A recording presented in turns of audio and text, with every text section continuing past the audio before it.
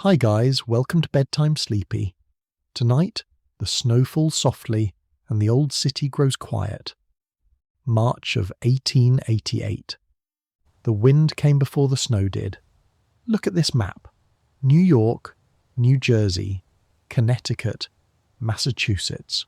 All of it buried under 50 feet of drifts in less than 2 days. Trains stopped moving. Telegraphs went silent. Streets that were full of people on Monday morning were gone by Tuesday. And inside every house, every tenement, every farmhouse, a family was facing the same question. How long would the coal last? Was there enough food? Could they even reach the neighbours? That's what this blizzard really was. 1,000 quiet fights to stay alive. This is their story. He made it 4 blocks. That was all. 4 blocks through what survivors would later call the White Death, the Great Erasing, a storm so complete, so merciless, that it didn't just bury New York City under 4 feet of snow. It buried the idea that America had conquered nature, that civilization with its telegraph lines and gas lamps, its iron railways and gleaming new department stores, had somehow gotten the upper hand against the world that existed before all of it. 4 blocks. And then Roscoe Conkling, one of the most powerful men in the United States, a former senator, a man who had dined with presidents, who had turned down a seat on the United States Supreme Court, collapsed face first into a snowdrift on Madison Square and couldn't get up. He was 58 years old. He was healthy and vigorous. He wore a wool coat and leather boots, and the quiet confidence of a man who had never seriously been beaten by anything. And none of that mattered even slightly on March 12, 1888, when the great blizzard came down on the northeastern United States like a hammer on glass. By the time the storm had passed, more than 400 people were dead. Trains sat buried under 30-foot drifts with passengers still inside. Telegraph poles had snapped like dry kindling from Maine all the way to Maryland, cutting off entire cities from the outside world for days. The harbour at New York was choked with ice so thick that ships couldn't move. Livestock froze solid in the fields of New Jersey and Connecticut. Children who had walked to school that Monday morning never made it home, and the families who survived, the ones who held on through those 4 terrifying days without heat, without food deliveries, without any way to reach the world beyond their own walls, did so through desperate ingenuity, raw animal instinct, and the kind of community solidarity that only rises up when everything else has completely fallen away. This is the story of how they did it. It's also, more quietly, the story of a country that believed it was ready for anything, and wasn't, and had to rebuild itself, brick by brick, mile by mile underground, from the ruins of that belief. The Great Blizzard of 1888 wasn't simply a weather event, it was a stress test, a reckoning, a moment when the infrastructure of modern America, the systems, the networks, the technologies that the Gilded Age had constructed with such furious optimism, simply stopped working. And into that silence, into that white and howling void, ordinary people had to reach back for something older, harder, more essential than anything the modern world had handed them. They had to reach back into the oldest human knowledge of all, how to keep each other warm, how to ration what little you have, how to make a fire burn through the night when the cold outside is trying to kill you. If you're settling in tonight, getting comfortable for this story, there's no rush, and there's a lot here worth staying for. The blizzard of 1888 has things to teach that we haven't finished learning yet, and if the history we tell on this channel stays with you, the simplest thing you can do is share it with someone who'd find it just as compelling. Subscribing quietly keeps these stories going. Now, back to the storm. The morning of March 11th, 1888 was a Sunday. The temperature in New York City sat in the mid-20s, cold, but nothing unusual for early March in the northeast. The sky was grey and low and featureless, the kind of sky that suggests rain, not disaster. Weather forecasters from the US Signal Corps, the forerunner of the National Weather Service, had predicted clearing conditions for the following day. There was no blizzard warning, no emergency bulletin, no instruction to families to stock their pantries, pull their children from school, or lay an extra coal against what was coming. The people of New York, New Jersey, Connecticut, and Massachusetts went to bed that Sunday night with no idea whatsoever that they were about to face the worst storm in the recorded history of the American Northeast. By midnight, the wind had started to build. By 2 a.m, the snow was falling so fast, so thick, that you couldn't see your hand in front of your face from a third-floor window. By dawn on March 12th, the streets of Manhattan, streets that normally carried more than 1 million people through their daily lives, were empty. Completely, silently, terrifyingly empty. The storm fell for 36 hours without a meaningful pause. Winds reached over 80 miles per hour in some recorded locations. Hurricane-force winds in the middle of a northeastern winter. Drifts piled 30 feet high against the sides of buildings, burying ground-floor windows entirely, blocking doorways, collapsing weaker structures under the sheer accumulated weight. The temperature in New York City dropped to -6 degrees Fahrenheit. In rural Connecticut and Massachusetts, it fell still further. More than 50 inches of snow came down in parts of New England. New York City recorded roughly 21 inches on level ground, but that number was almost meaningless in practice, because the wind sculpted the snow into shapes that had nothing to do with level ground. Walls, mountains, canyons, geometries of white that sealed families inside their homes as completely as if the buildings had been locked in concrete. What strikes me most is that by modern standards this would have triggered evacuations days in advance, but in 1888 not a single official warning went out. The railways stopped first. Within hours of the storm reaching full strength, every rail line entering New York City had been paralyzed. Trains that had set out early that Monday morning were stranded wherever they happened to stop, some sitting on elevated tracks 40 feet above the street, passengers trapped inside for hours, for days, with no heat, no food, and no clear way to get down. The telegraph lines went next, snapping under the combined weight of ice and hurricane winds, leaving the city as cut off from the rest of the country, as if the Atlantic had swallowed it whole. The fire stations were immobilized. The police couldn't move through the drifted streets. The coal wagons and food delivery carts had simply ceased to exist as working parts of city life.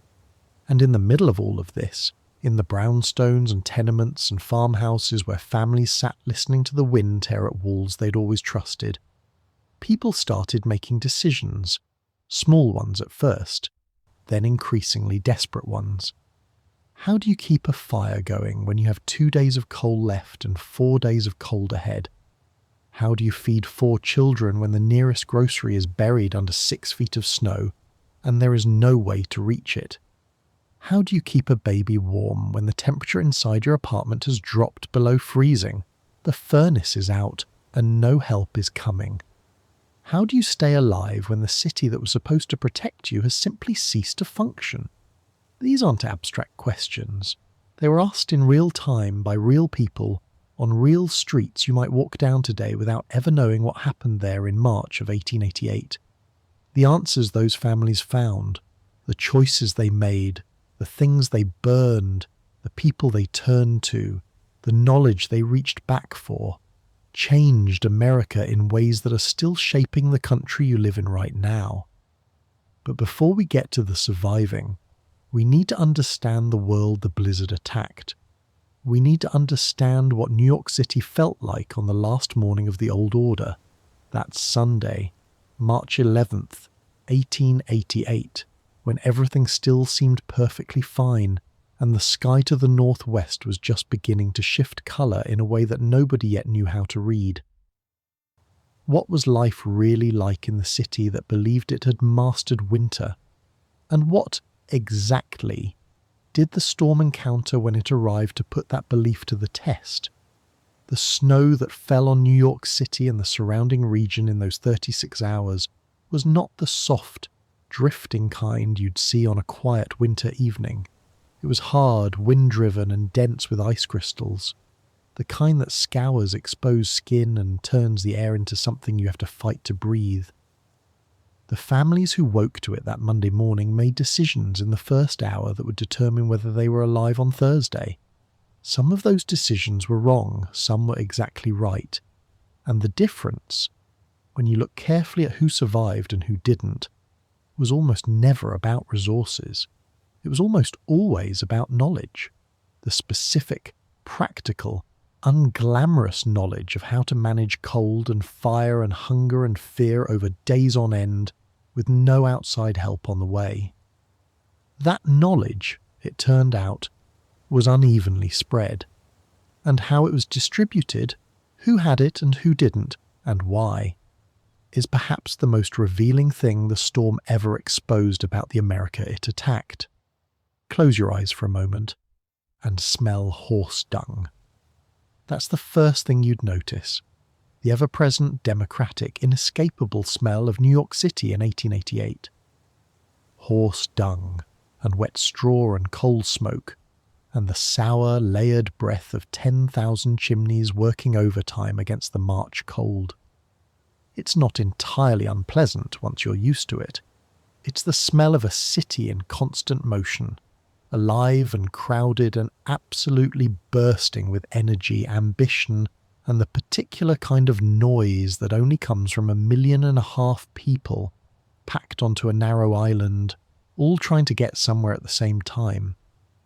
Broadway on a weekday morning in early March would have been almost hard to take in if you'd been dropped there from the present.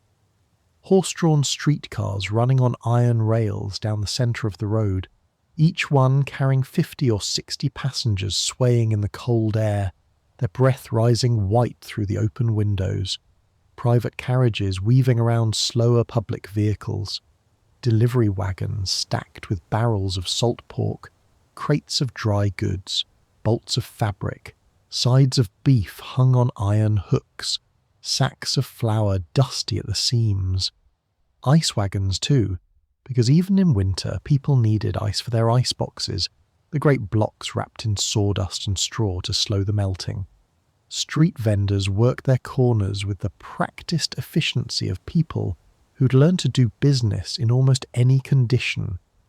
Roasted chestnut men stood behind small iron braziers, the smell of charring shells drifting half a block down the street.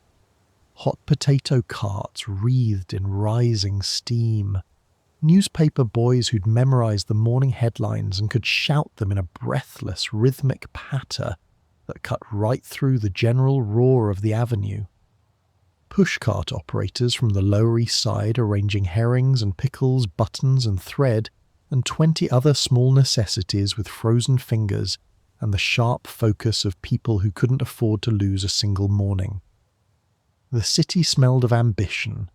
It smelled of money being made, of things being built, of the future being assembled at an almost violent pace from iron and brick and human will. New York in 1888 was in the middle of a building boom that would have seemed impossible a generation earlier.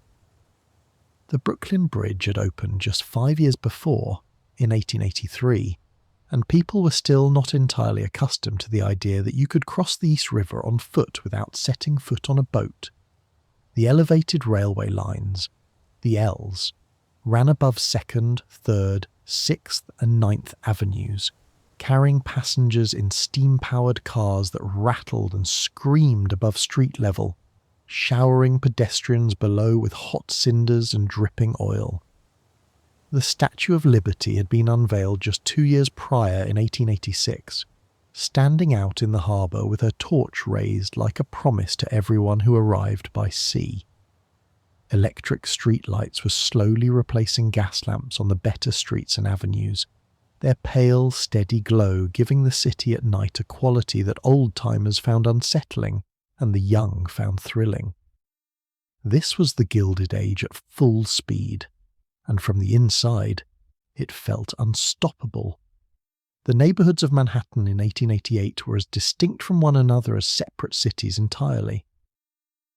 Down near the Battery and along the Lower East Side, the tenement districts packed immigrant families, Irish, Italian, Jewish, German, Polish, Chinese, into airless buildings that housed 20 or 30 families per floor, sometimes more.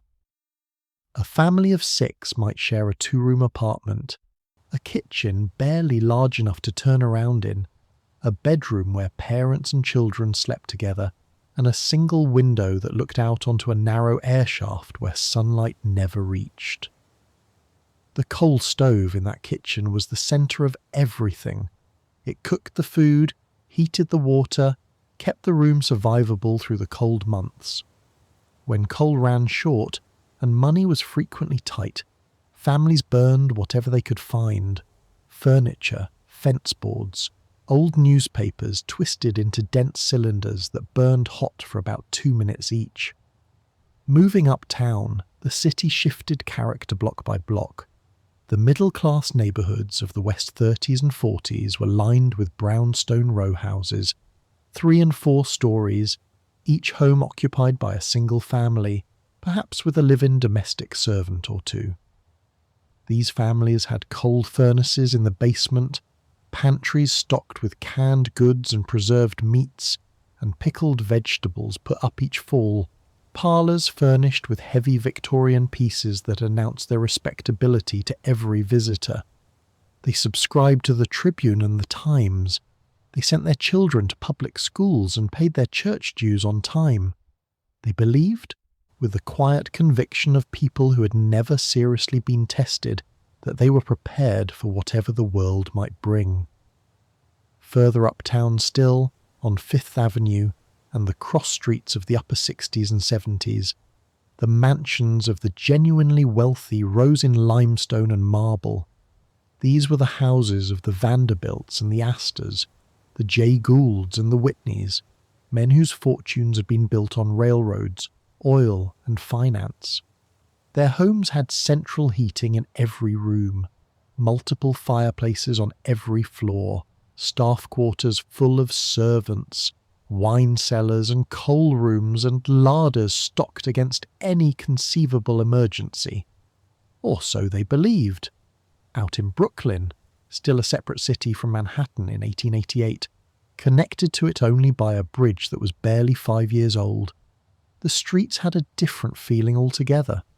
More space between buildings, trees along the sidewalks, smaller houses on wider lots where families kept kitchen gardens, working-class families who took the streetcar and the ferry to jobs across the water and came home each evening to something that still resembled the small-town America the city hadn't quite swallowed yet.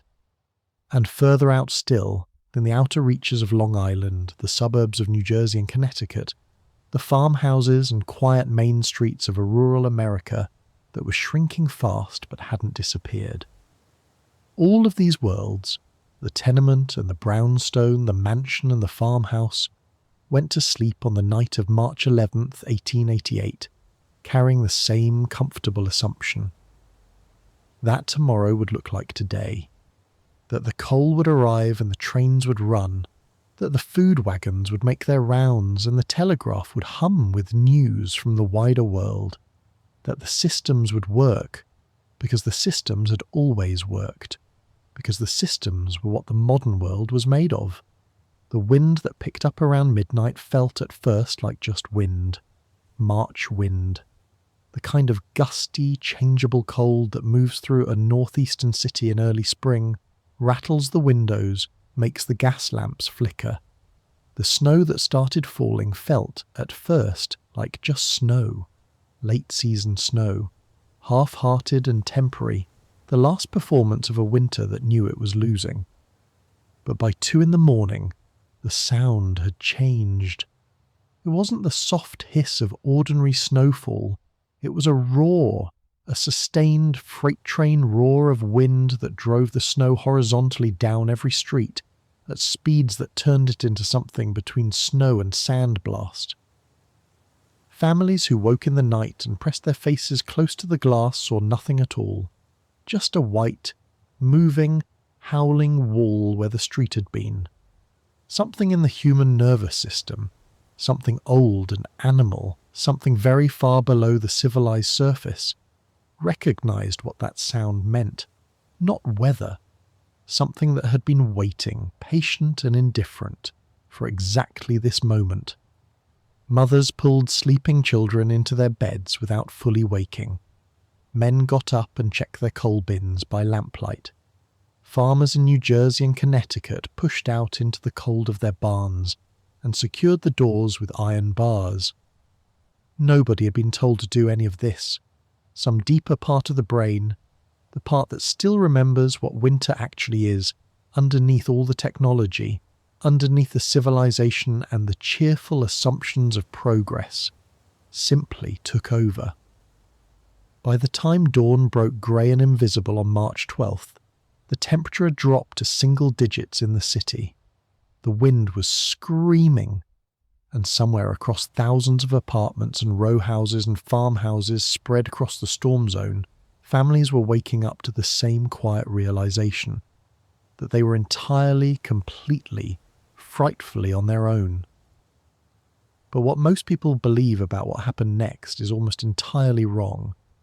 The story the Great Blizzard of 1888 told about itself in the public imagination is not the story that actually unfolded in those apartments and kitchens and tenement hallways.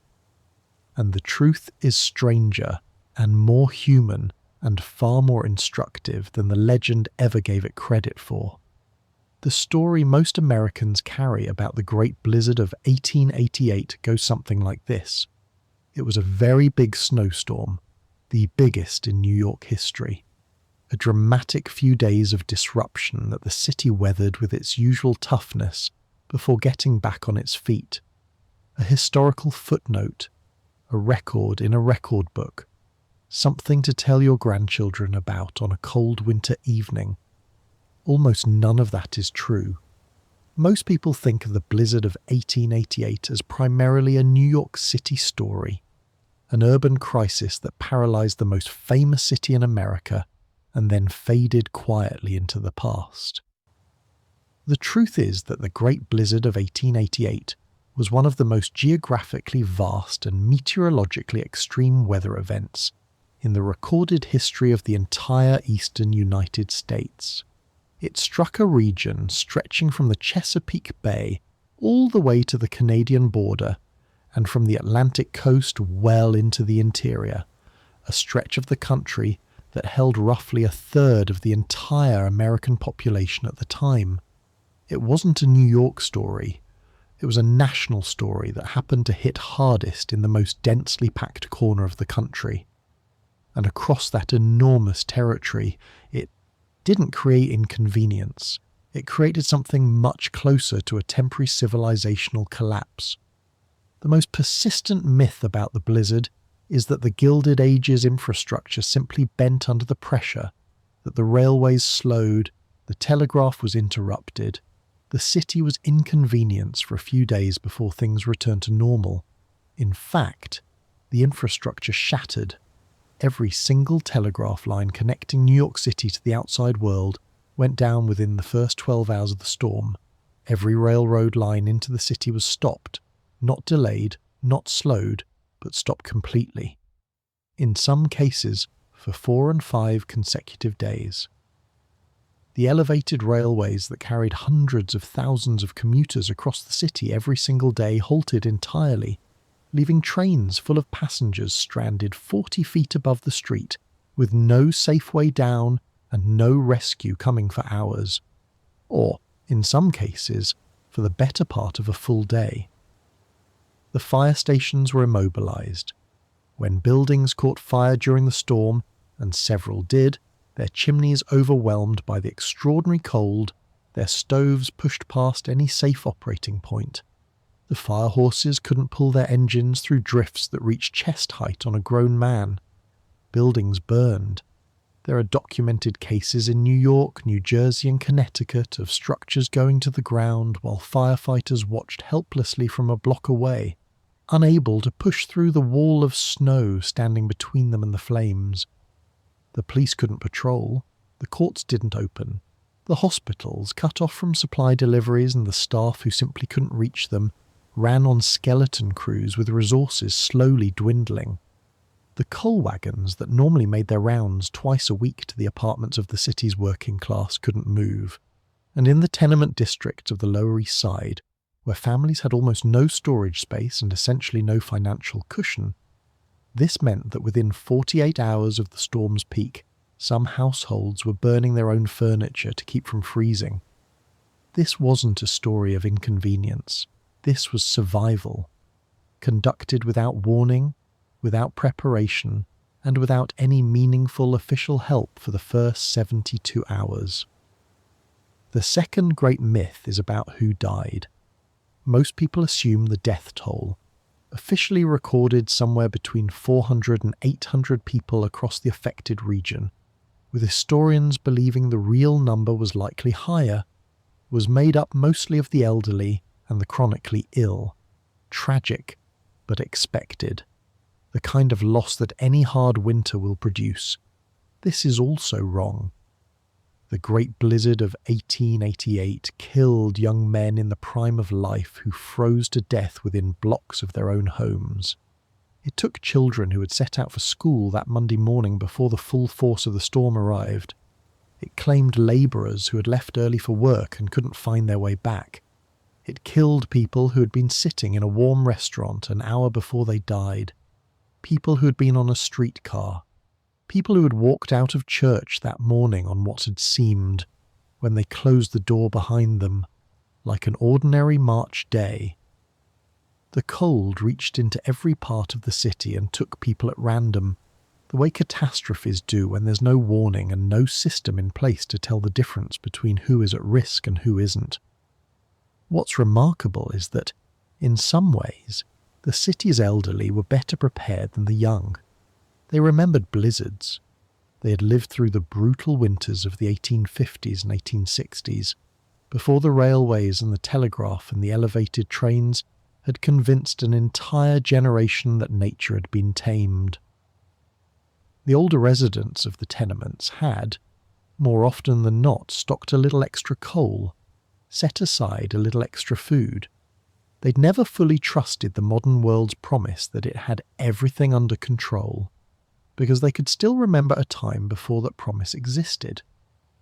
The third myth, perhaps the most misleading of all, is that the blizzard's consequences ended when the snow stopped falling, that once the drifts were cleared and the train started running again, life returned to normal within a day or two, and the storm stepped quietly into history. The truth is that the effects of the Great Blizzard of 1888 played out across months and years and decades. The ice in New York Harbor took weeks to clear fully. The freight backlog that built up during the storm's paralysis disrupted supply chains across the northeastern United States for more than a month afterward. Businesses that had been shuttered for 4 or 5 days simply failed, unable to meet their obligations, unable to absorb the losses. The death count kept rising for weeks as people who'd been exposed or injured during the storm died later of pneumonia, infection, and frostbite complications in hospitals that were already stretched thin. At the political level, the storm triggered a reckoning that would reshape the physical infrastructure of New York City in ways that are still visible, still in use today. What was designed and built in direct response to the Great Blizzard of 1888 is one of the most consequential chapters in the history of American urban planning. But none of that longer story answers the most immediate question, the one that must have been pressing on every family and every apartment, every farmhouse, every brownstone across the storm zone during those first desperate below-zero hours, not what would be built later, not what laws would eventually change, not what reforms would come years down the road. The immediate question, the physical one, the one that shaped every decision made across those 4 days of white fury, was simply this: how do we get through tonight? To understand how families actually answered that question, the real, practical, sometimes brutal, sometimes unexpectedly beautiful strategies that kept people alive when every system around them had stopped, we need to understand one specific man's story. A man whose walk through the storm became, almost immediately, the defining human image of the blizzard. A man whose experience lit up everything the storm truly was and everything it revealed about American life in the Gilded Age. His name was Roscoe Conkling, and what happened to him on the afternoon of March 12, 1888, tells us more about the true nature of that storm than any temperature reading or snowfall record ever could. There's a fourth myth worth naming, because it may be the most persistent of all, that the storm was a New York story about New York people, and that its lessons belong to an era so distant from our own that its relevance is mostly nostalgic, that it belongs in the category of historical curiosities, interesting, dramatic, but fundamentally disconnected from the choices, systems, and vulnerabilities of the world we live in now.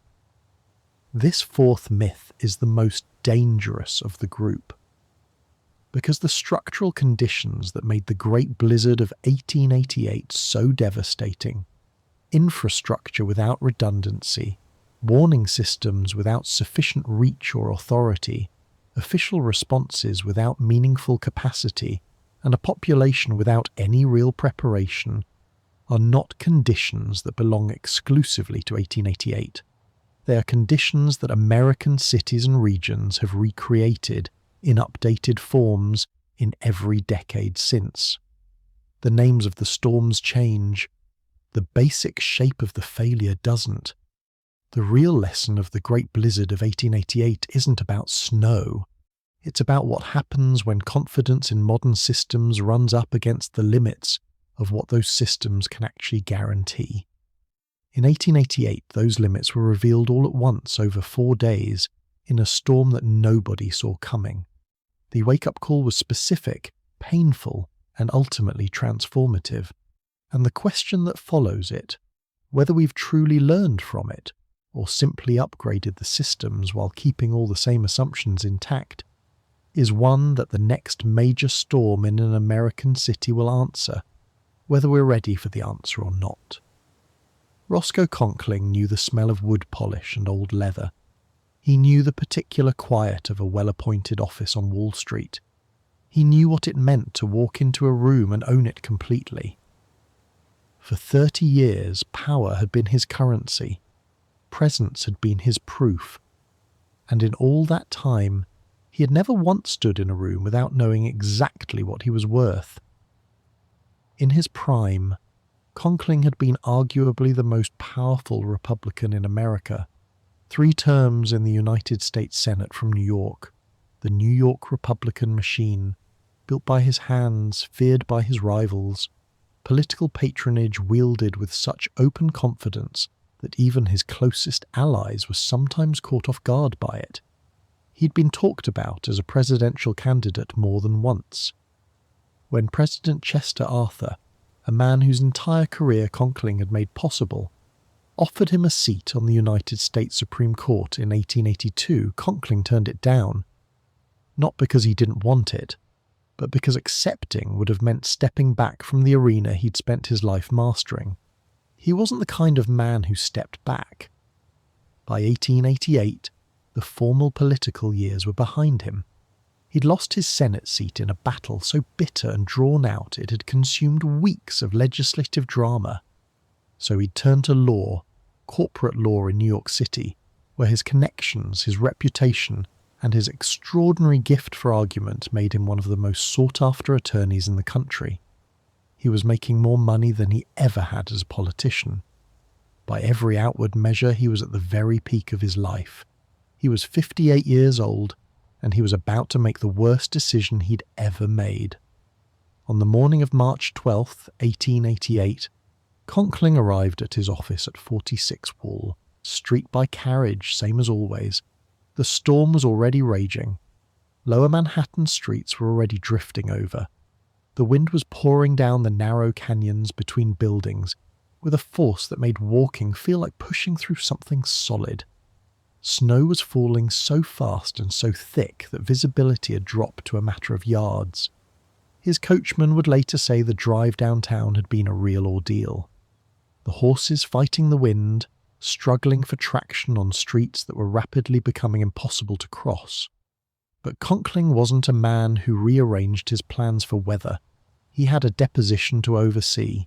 He had obligations that didn't bend because of snow, so he went to work. His colleagues, arriving throughout the morning, were already talking about leaving early. Getting home while getting home was still possible. By mid-afternoon, the office had mostly emptied. People were departing in groups, helping each other through the drifts, sharing whatever cabs and carriages could still be found. Conkling turned down every offer of shared transport. He walked out of the building alone, turned into the wind, and started walking uptown. The distance from his Wall Street office to the Manhattan Club on Fifth Avenue, where he lived, dined, and kept his social world, was roughly 3.5 miles. On a normal day, a fit man could cover that in under an hour. On March 12th, 1888, it took Roscoe Conkling more than 3 hours, and he nearly didn't make it. What those hours actually felt like, we know from Conkling himself. In the weeks that followed, already seriously ill from the exposure that would eventually kill him, he gave detailed accounts to reporters who came to see him. He described the wind as something he'd never encountered in a lifetime of northeastern winters. Not weather in any recognizable sense, a physical force, a wall of moving air that he had to fight through yard by yard, inch by inch, as if pushing against something that wouldn't give. The snow was so dense around him that he couldn't see the buildings on either side of the street. Several times he lost his bearings completely and had to feel his way along a wall or an iron fence, navigating by touch through a city he knew as well as his own desk. The drifts were the worst of it. They appeared without warning out of the whiteout, a surface that looked like level ground until you stepped onto it and plunged to your armpits. Conkling was a large, powerfully built man, over 6 feet tall and well over 200 pounds. He described drifts that buried him to the chest. He'd fall, haul himself upright, push forward a few more yards, and fall again. His clothes, soaked through within the first 45 minutes, were starting to freeze against his body. His fingers went numb inside his gloves. The skin of his face was being cut, not by soft powder, but by hard, crystalline ice driven at close to 80 miles per hour. When he reached Madison Square, roughly 2/3 of the way there, he went down. Not a stumble, a collapse. His legs simply stopped. The accumulated weight of hours spent fighting something that couldn't be argued with, strategized against, or politically outmaneuvered had caught up to him all at once. The most powerful man in New York Republican politics was lying face down in a snowdrift in one of the most public squares in the country. And he couldn't get up. He lay there. The snow fell on him. The wind screamed around him, and then 2 young men. He never learned their names, never identified them, never found a way to thank them properly, appeared out of the whiteout and pulled him to his feet. They supported him for the remaining blocks to the Manhattan Club. They got him inside. They handed him off to the staff and walked back out into the storm. He was alive. He was warmed and dried, given brandy and put to bed. For a week or 2, it seemed like he might have come through without serious damage. He even joked about it, in that gruff, dismissive way men of his era handled near death, needing to signal they were still very much in control. He wasn't. The exposure had done something deeper. He developed a severe infection, mastoiditis, and then pneumonia. His body, always formidable, began to fail in the quiet, steady way bodies fail when they've been pushed past what the cold is willing to forgive. On April 18th, 1888, 37 days after his walk through the blizzard, Roscoe Conkling died in his room at the Manhattan Club. His story became the human face of the Great Blizzard of 1888. Not because he was the most sympathetic victim. 400 people died in those 4 days. People with far less access, far fewer resources, far less of everything the world had given him. But his story captured something essential about what the storm had actually done. It had reached into the highest levels of American society and reminded even the most powerful man in the room that there are forces in this world that don't know his name. The deeper truth of what happened to Conkling, the reason his story stayed and has kept staying, isn't really about him at all. It's about what he stood for. He was the Gilded Age's most visible type, the man who had mastered everything the era rewarded, who had collected every form of power and advantage American society could hand to a person, and who walked into that storm as if all of it would transfer to the physical world the same way it transferred everywhere else. It didn't. And in the space between his expectation and the storm's reality lies the entire argument the blizzard was making about the civilization it had chosen to visit. The families who came through without his resources survived because they had something he didn't. Something that couldn't be bought, leveraged, or earned through professional achievement. They had the practiced knowledge of how to be cold and still be alive at the same time. They had the social fabric of people who needed each other and had always known it.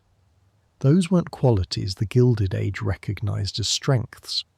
From the outside, they looked like the marks of poverty, the signs of limitation. But across 4 days of white extremity, they turned out to be exactly what survival required. Conkling was pulled from that snowdrift by 2 young men whose names history never kept. He died in a warm room inside a prestigious club. The women who kept the tenements alive through those same 4 days died later, most of them in quiet obscurity. The difference in how history remembers them says everything about what the era valued. The difference in how the storm treated them says everything about what actually mattered. Here's the thing almost no one expected. In many critical ways, the poor survived better than the rich. Not in every case, not without exception. The tenement districts of the Lower East Side and Hell's Kitchen had their casualties. Families who ran out of coal before the storm passed. Elderly residents living alone with no one to check on them. Infants who couldn't hold enough body heat through the coldest hours. The blizzard took lives across every class and every neighborhood. It didn't ask about income.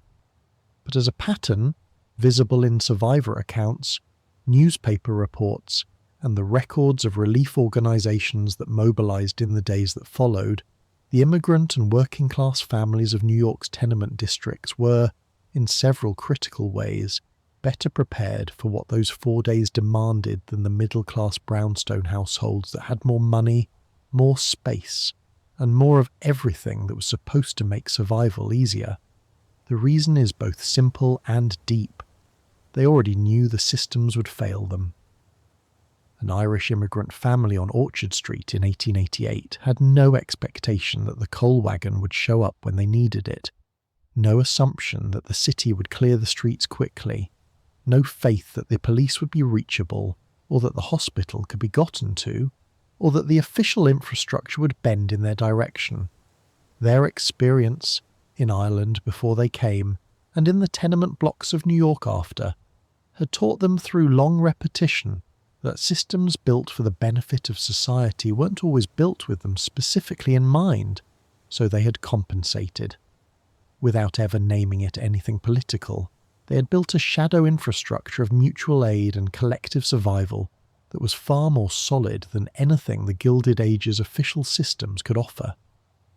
When the blizzard hit and the official infrastructure collapsed, the immigrant communities did something remarkable.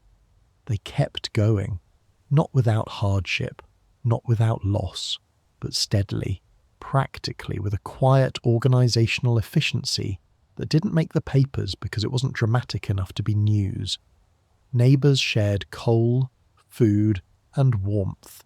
The women, and it was predominantly the women, as the histories of this period make unmistakably clear, organised the practical survival of their buildings with a kind of efficiency that came from practice, not planning.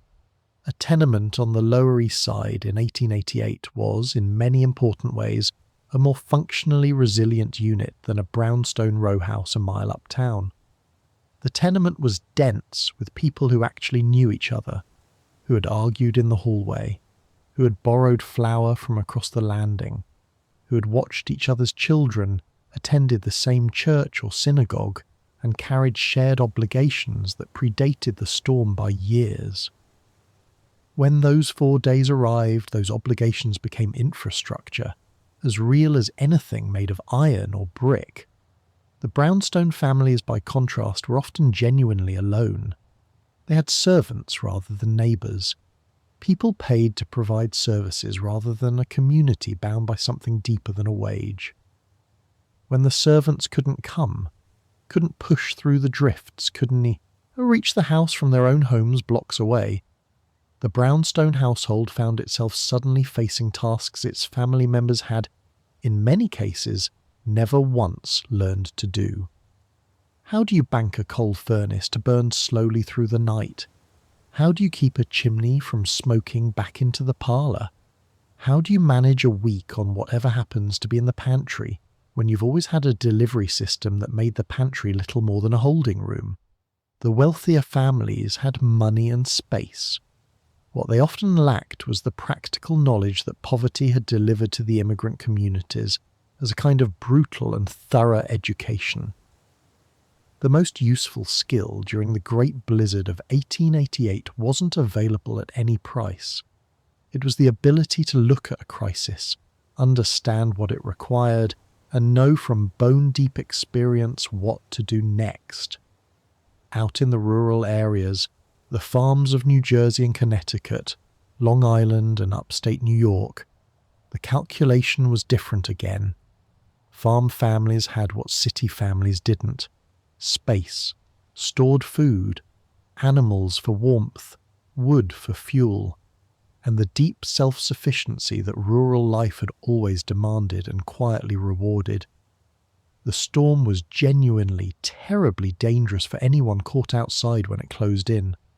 There are harrowing accounts of farmers found frozen in their own fields, within sight of their barns, who had become completely disoriented in a whiteout that had erased every landmark they'd known for decades. But for families already inside when the snow sealed them in, the farmhouse was a fortress. Livestock in the barns kept each other warm, and in some cases kept the farm families warm too when people moved in among them to wait it out. Firewood was stacked just outside every barn door. Knowledge of how to get through 2 weeks without a resupply from town came from years of ordinary living. The perspective this forces is important, and a little uncomfortable. The Great Blizzard of 1888 was partly so lethal because the modern world had made people dependent on systems they didn't fully understand and couldn't control. Every advance of the Gilded Age, the railway, the telegraph, the urban gas supply, the coal delivery network, the elevated train, had traded one kind of vulnerability for another. The old vulnerability was the direct physical hardship of frontier and rural life. The new vulnerability was the fragility of interconnected systems that worked beautifully in ordinary conditions and failed all at once when conditions stopped being ordinary. A family in 1788, a full century before the storm, would have been genuinely better equipped to survive a 4-day extreme cold isolation. Not because their lives were better, they weren't, but because their daily lives had already taught them everything the crisis would ask of them. They banked fires routinely. They preserved food as a matter of course. They insulated against cold as a normal seasonal habit. They knew their neighbours not as acquaintances, but as people they depended on to stay alive. The 100 years of progress between 1788 and 1888 had made people richer, healthier, more connected and more mobile, and had also, without anyone quite noticing, made them more dependent, less self-reliant, and more exposed to exactly the category of disaster that arrived in March of that year.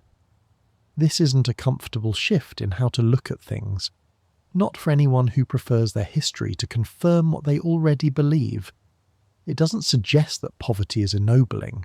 It doesn't suggest that the conditions of tenement life in 1888 were acceptable because they produced resilience. They were not acceptable. The overcrowding, the absence of sanitation, the lack of legal protections for workers, the systematic exploitation of immigrant labour, these were a moral catastrophe that the Gilded Age's prosperity only made more visible by contrast. The resilience that poverty had produced wasn't a gift. It was compensation for something that should never have been necessary. What the blizzard reveals, in its specific and merciless way, is the difference between resilience as a deliberate choice and resilience as a forced adaptation. The immigrant communities of the Lower East Side were resilient because they'd been given no alternative to it. The brownstone families were fragile because they'd been given every alternative, because the systems they relied on had always worked, and no one had ever suggested that they might not. The most important question the storm raises isn't why the poor survived better.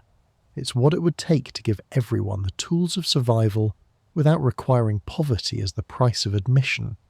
What it would take to build communities of genuine mutual obligation across class lines, before a catastrophe arrives to force the question whether it is even possible to learn what a storm teaches without the storm.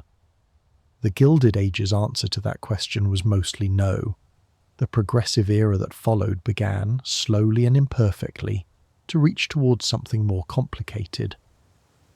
And the answer American society has given in the decades since is still being written.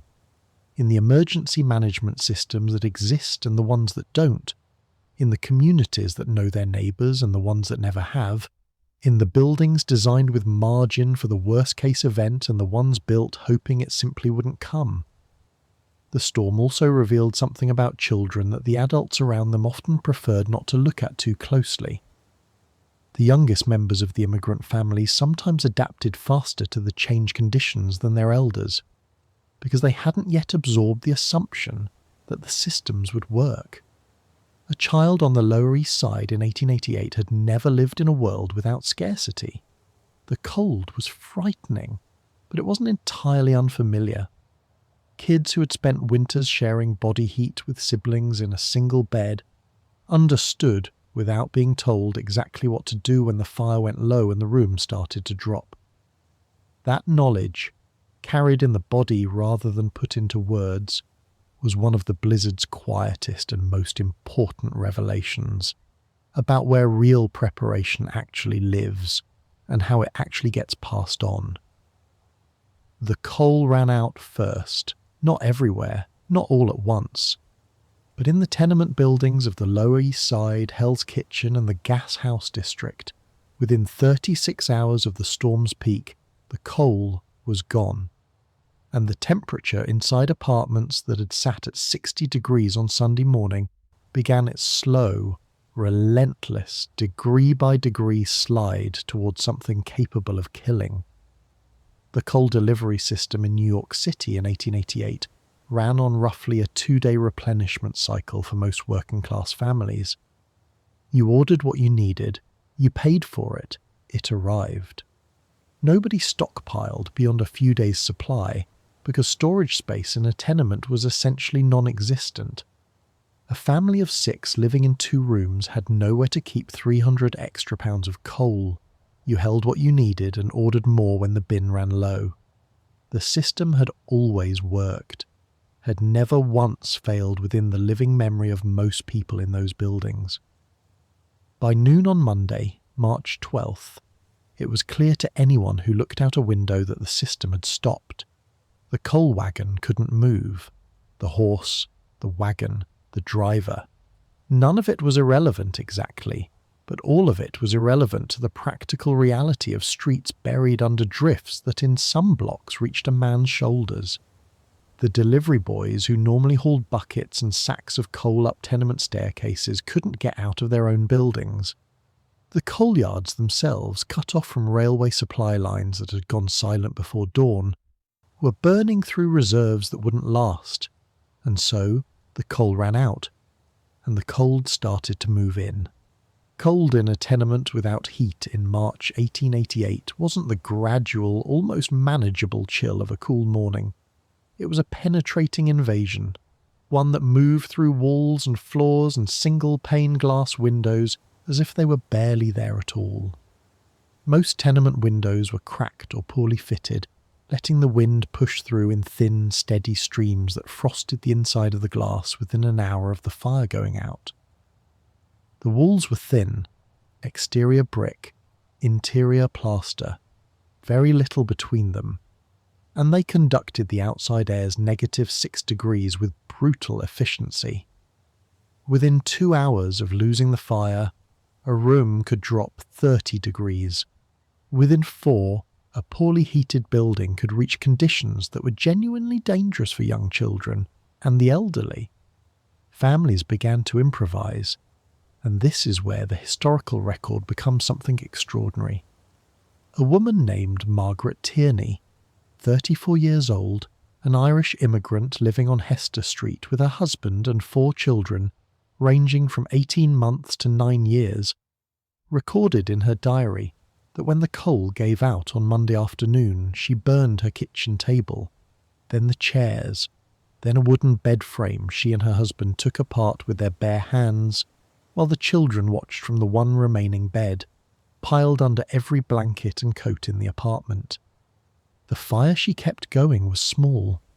She rationed the wood carefully, keeping the burns slow and low, making the heat stretch as far as she could make it go.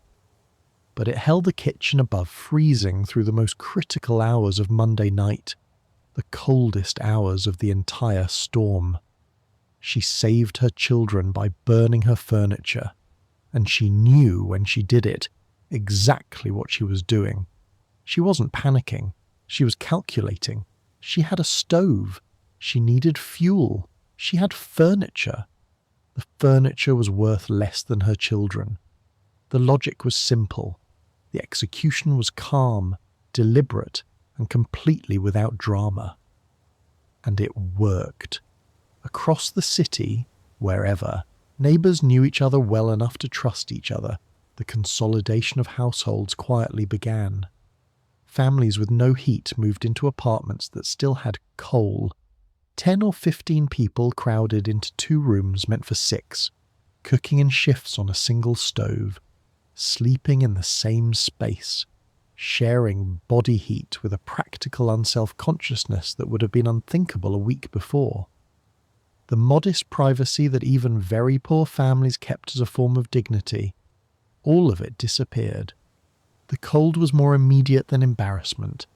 This consolidation, which happened instinctively without any official direction, turned out to be one of the most effective survival strategies of the entire storm. A room full of bodies generates heat, not much in isolation, but combined with a small fire and adequate insulation, doors and windows stuffed with rags and rolled up clothing, every crack and gap blocked against the wind. A crowded room can hold survivable warmth even when the outside air is trying to take it. The arithmetic of shared body heat isn't glamorous. But in the tenements of the Lower East Side in March 1888, it was the arithmetic that kept people alive. On the elevated railways, the situation was different in its details and worse in its visibility. Passengers stranded on the L trains above 3rd and 6th Avenues had the temporary shelter of the steam car's warmth, but only until the coal in the locomotive's firebox gave out. In most cases that happened within the first few hours. After that, the cars began cooling fast. Passengers were 40 feet above an ice-covered street with drifts building around the pylons below, and the wind screaming through the open ends of the cars. Several trains were carrying women with infants. Several had elderly passengers already struggling with the dropping temperature. The rescues that eventually came were remarkable physical accomplishments. Rail workers dragged ladders through chest-deep drifts, leaned them against the elevated structures, and helped passengers down one at a time, adult after adult, child after child, into the whitened street below. The newspapers covered these rescues extensively once the storm had passed. What they covered less thoroughly was what happened after those passengers reached the ground. They emerged into conditions that were still completely buried and well below zero, with no available transportation, and had to somehow find their way to warmth. Some made it quickly, some didn't make it at all. The hospitals were receiving patients that ambulances couldn't reach, and losing staff who couldn't report for duty. One hospital on the Lower East Side recorded in its incident log that a woman delivered a baby during the storm's peak hours without any medical assistance. Her husband had set out for the midwife and become trapped in a drift 2 blocks away. The birth happened with only a neighbour woman's help, a woman with no formal training of any kind. Both mother and child survived. The log notes this with a brevity that is, more than a century later, almost unbearably moving. By Monday night, 36 hours into the storm, the situation in New York City had passed from crisis into something that didn't have a polite name. The infrastructure was gone, the food supply was interrupted, fuel was critically short, communication with the outside world had gone silent, and the people of the city were managing it not through any organised government response, because there wasn't one, but through each other, through the improvisational, unglamorous, absolutely essential community structures that no government had built, and no government could have built. The decisions made in those first 36 hours weren't, for the most part, dramatic ones. They were small, whether to open the door for the neighbour with no coal, whether to share the last of the potatoes with the family upstairs, whether to burn the chair, or hold on to it on the theory that the coal wagon might come tomorrow. The people making these calls weren't heroes in any formal sense. They were exhausted, frightened people in cold apartments trying to calculate, in real time, how much they had, how long it had to last, and who else around them needed it more. The calculations that came out right, the ones that kept people alive, shared a common quality. They prioritized the survival of the group over the comfort of the individual. The families that survived best were the ones that opened their doors, shared their fuel, and pressed their bodies together into the smallest space that could be kept warm. The families that tried to hold the ordinary boundaries of private life in the middle of a survival situation sometimes held those boundaries until the cold made holding them impossible. This tension between individual preservation and collective survival is something disaster researchers have documented across every catastrophic event in the historical record. It was present in the Great Blizzard of 1888, and it was resolved in the buildings where people came through in the highest numbers in favour of the group, not because people were naturally selfless, but because the cold made the arithmetic obvious. A room full of people sharing warmth was survivable. A person alone in an apartment with a dying fire was not. 6 days before the blizzard arrived, a procedural decision was made inside the US Signal Corps headquarters in Washington, D.C., that may have cost hundreds of people their lives. It doesn't appear in the historical record as anything dramatic. It reads like bureaucracy, which is part of why it hasn't received the attention it deserves.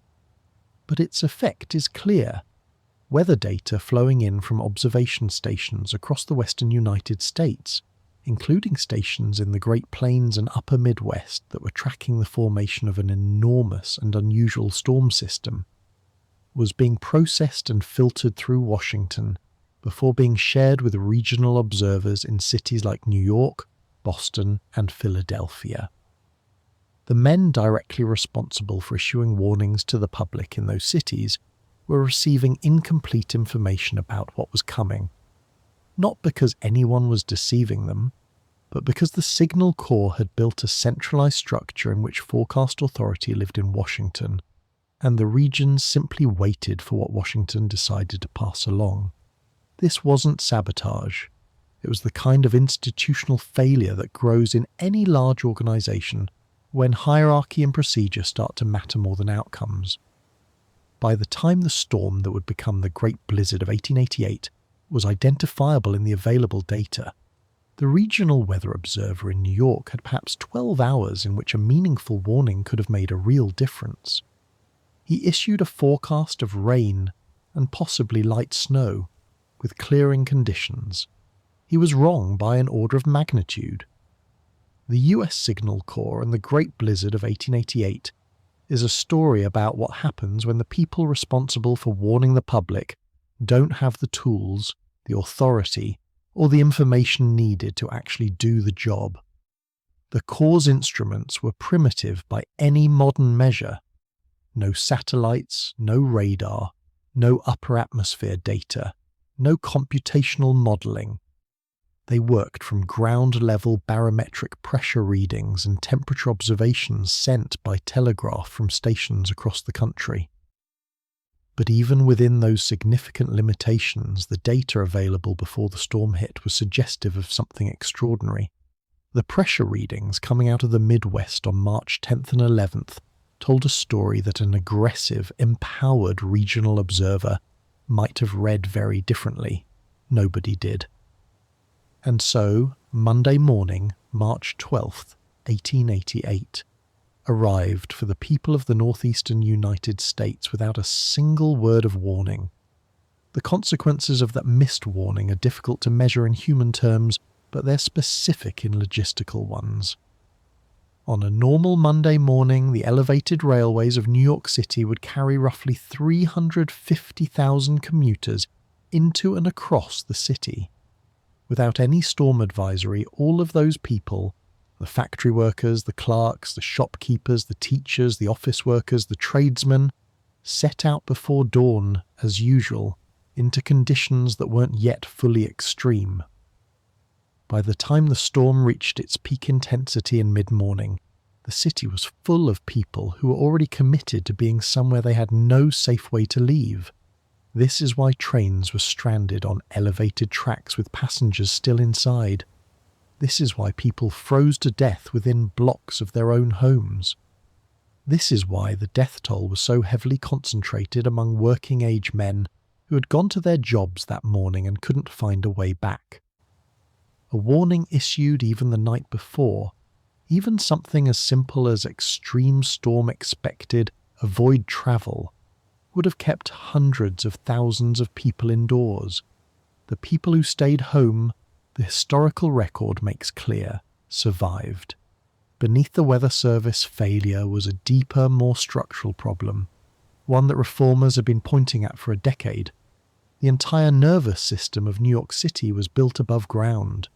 Every telegraph wire, every telephone line, every railway, every gas main ran on poles or elevated tracks, or just below the surface of unpaved streets. The city's communications, transportation, and utilities were completely exposed to the weather, a design choice that made perfect sense in terms of cost and ease of construction, and made no sense at all in terms of resilience. This had been known. Engineers, urban planners, and progressive reformers had been raising the alarm since the 1870s. They argued with increasing urgency that the telegraph and telephone lines should be buried underground, that the railways should eventually move below street level, that the utilities should be protected from the weather events that periodically disrupted them. The proposals weren't technologically radical. The engineering knowledge to carry them out existed in 1880.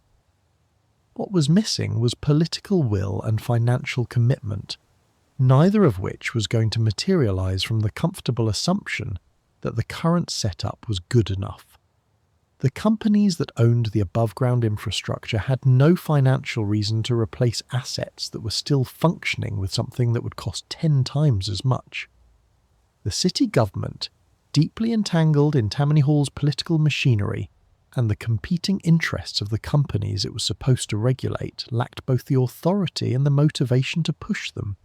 So the wires stayed above ground. And on March 12th, 1888, they all came down at once. Western Union, which held a near monopoly on telegraph service in the United States, lost most of its New York infrastructure within the first 12 hours. The poles, wooden poles, 40 or 50 feet tall, each carrying dozens of wires, couldn't survive the combination of wind load and ice accumulation. They snapped, they toppled, they fell into the streets and created new obstacles for anyone still trying to push through the drifts. Their wires whipped and tangled and lay buried in the snow, cutting the city off from the outside world with an efficiency that no deliberate act could have matched. The collapse of the telegraph network set off a chain reaction that most people at the time couldn't fully track. The telegraph wasn't just a way for individuals to send messages, it was the operational nervous system of the commercial and financial life of the entire northeastern United States. Railway dispatching ran on telegraph signals. Commodity prices were transmitted by wire from markets in Chicago and St. Louis. Banks communicated by telegraph. Businesses coordinated their supply chains through it. When the network went down, it wasn't just that personal messages couldn't get through. The entire commercial machinery of the region stopped cold. The blizzard's destruction of the above-ground infrastructure was not, in retrospect, any kind of surprise. It was the predictable outcome of building a complex system with no redundancy, no protection against known hazards, and no contingency for when those hazards finally arrived. The engineers who had been warning about this for years were, in the storm's aftermath, quietly and uncomfortably correct. And the families who came through it did so not because the infrastructure held. They survived because something much older and more durable than any infrastructure did. The specific geography of the failures shaped how individual families actually lived through those days. Buildings near the elevated railway lines faced the added danger of structural icefalls, massive chunks of ice that formed on the L's ironwork and periodically crashed down onto the streets and sidewalks below, making it hazardous to walk near the elevated structures even when the wind had settled slightly. Buildings that fronted directly onto the avenue found their ground floor doors and windows sealed by drifts within the first 12 hours. In some cases, the only way out was through an upper floor window, which meant a 15-foot drop into a drift of uncertain depth. Manhattan's uneven topography created wildly different conditions within just a few hundred feet. One block might have a manageable 2-foot accumulation, while the next, angled differently to the wind, carried drifts of 8 or 10 feet. Families on the unfavourably positioned blocks were sealed in more completely, and for far longer than neighbours just around the corner. That geographic lottery determined survival outcomes in ways that had nothing to do with preparation or resources. It was simply where you happened to live. What the hidden layer of the Great Blizzard of 1888 ultimately reveals is a city built for a world it had already left behind. A world of manageable winters and reliable springs and systems that needed only ordinary maintenance to keep running. The storm arrived from a world that had never agreed to those terms, and the gap between the city's assumptions and the storm's reality was precisely where 400 people died. The cold inside the tenement at 214 Mott Street reached its lowest point at around 3 a.m. on Tuesday, March 13th, the second full night of the storm. The building was a 5-story structure built in 1876, housing roughly 40 families across its cramped, low-ceilinged floors. By Tuesday, it had become something else entirely, a survival collective, organised without a meeting, without a leader, through the kind of improvised community governance that emerges when people who know each other are frightened enough and sensible enough to set aside everything that would normally keep them apart. The families from the upper floors, where the cold was worst, because whatever warmth remained in the building rose and escaped through the roof, had moved down to the first and second floors. 2 kitchen stoves were being kept burning with whatever could be burned. 2 families had pooled their remaining coal and were rationing it with the precision of military supply officers.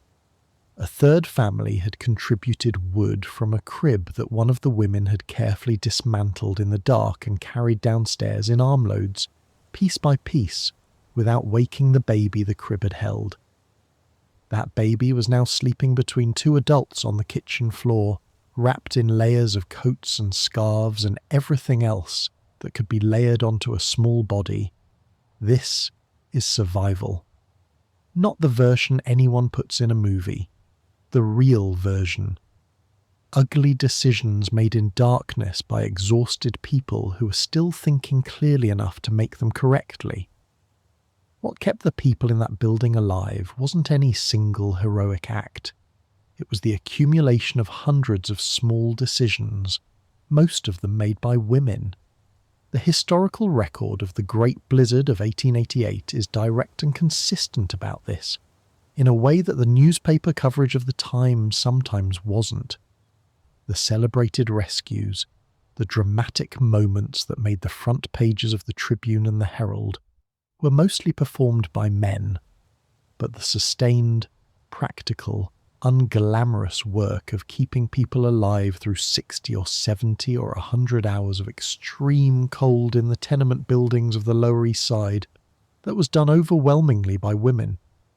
They managed the fuel, measuring coal and wood against the hours still ahead, adjusting the burn rate as the storm dragged on. They rationed the food, calculating who needed what and in what order, quietly prioritizing the very young and the very old, without anyone having to say it aloud. They organized the household consolidations, navigating the social complexity of families from different countries and different habits, sharing the same small rooms, with a diplomatic efficiency that would have impressed any professional mediator.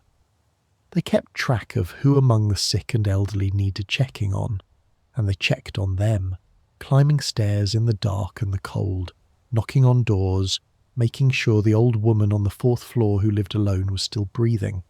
They boiled water when the pipes hadn't frozen, and the fuel allowed it, not just for cooking, but for the warmth of something hot moving through the body, which is one of the fastest ways to bring a person back from the edge of dangerous cold. They held children against their own bodies. They recognized the early warning signs in the people around them, the violent shivering that comes before its frightening cessation, the grey-blue that creeps into lips and fingertips, and they responded with the practical knowledge that comes from living close to the margin of things for years. Roscoe Conkling, 5 miles uptown at the Manhattan Club, was being cared for in a well-heated room by professional staff who knew his name and his preferences. He had food, medicine, fires in every fireplace, and the best medical attention that 1888 New York could offer. He had everything, and the cold still got him. The women of the Lower East Side tenements had almost nothing by comparison. A dwindling coal supply measured in hours, not days. Whatever had been in the pantry when the storm began, dried beans, potatoes, canned tomatoes, bread going stale, perhaps a piece of salt pork, perhaps nothing more. Children who were frightened and hungry and too young to understand why it was so cold and why they couldn't go outside. Husbands who were, in many cases, genuine partners in the work of getting through, who chopped furniture, plugged drafts, hauled coal and worked alongside their wives, and in some cases husbands who were not, who retreated into the particular stillness that comes from confronting a situation no familiar framework can explain. And still the women organized, still they kept the fires going, still they made sure the children were alive in the morning. Outside the city, in the rural districts, the struggle had a fundamentally different character. On the farms of New Jersey and Connecticut, the blizzard's primary danger wasn't the slow siege of diminishing resources. It was the sudden, violent hazard of being caught in the open when the storm closed in. The whiteout didn't arrive with the gradual build-up that people in the city might track through windows. It arrived all at once, turning a familiar landscape into featureless white in the time it took to walk from a barn to a field. There are documented accounts, heartbreaking in their specificity, of farmers found frozen in their own fields, within sight of their houses. Men and women who had gone out for ordinary morning tasks, to check on livestock, to bring in firewood, to do the 100 small things that farm mornings require, and who, when the whiteout closed around them, walked in the wrong direction. The snow erased every landmark, the fence line, the orchard, the path they'd walked 10,000 times. The wind erased all sound, and the cold began erasing the body's own sense of direction within minutes of serious exposure. People who are 40 yards from their front door walked 90 yards into a field before they fell and didn't get up. The survival strategy for rural families was fundamentally different from the city approach. It was about never being caught outside in the first place. Those who made it through in the countryside were, almost without exception, those who had gotten themselves back inside before the whiteout became complete. For anyone who hadn't made it back in time, the storm gave no second chances. There are also accounts of extraordinary survival by children, alone and separated from adults, who made good decisions and kept making them. A 12-year-old girl in rural Connecticut was trapped in a henhouse when the storm closed in. She spent 24 hours in that building, surviving on the residual warmth of the chickens, and on her own decision to stay put rather than attempt to navigate a whiteout she correctly understood she couldn't cross.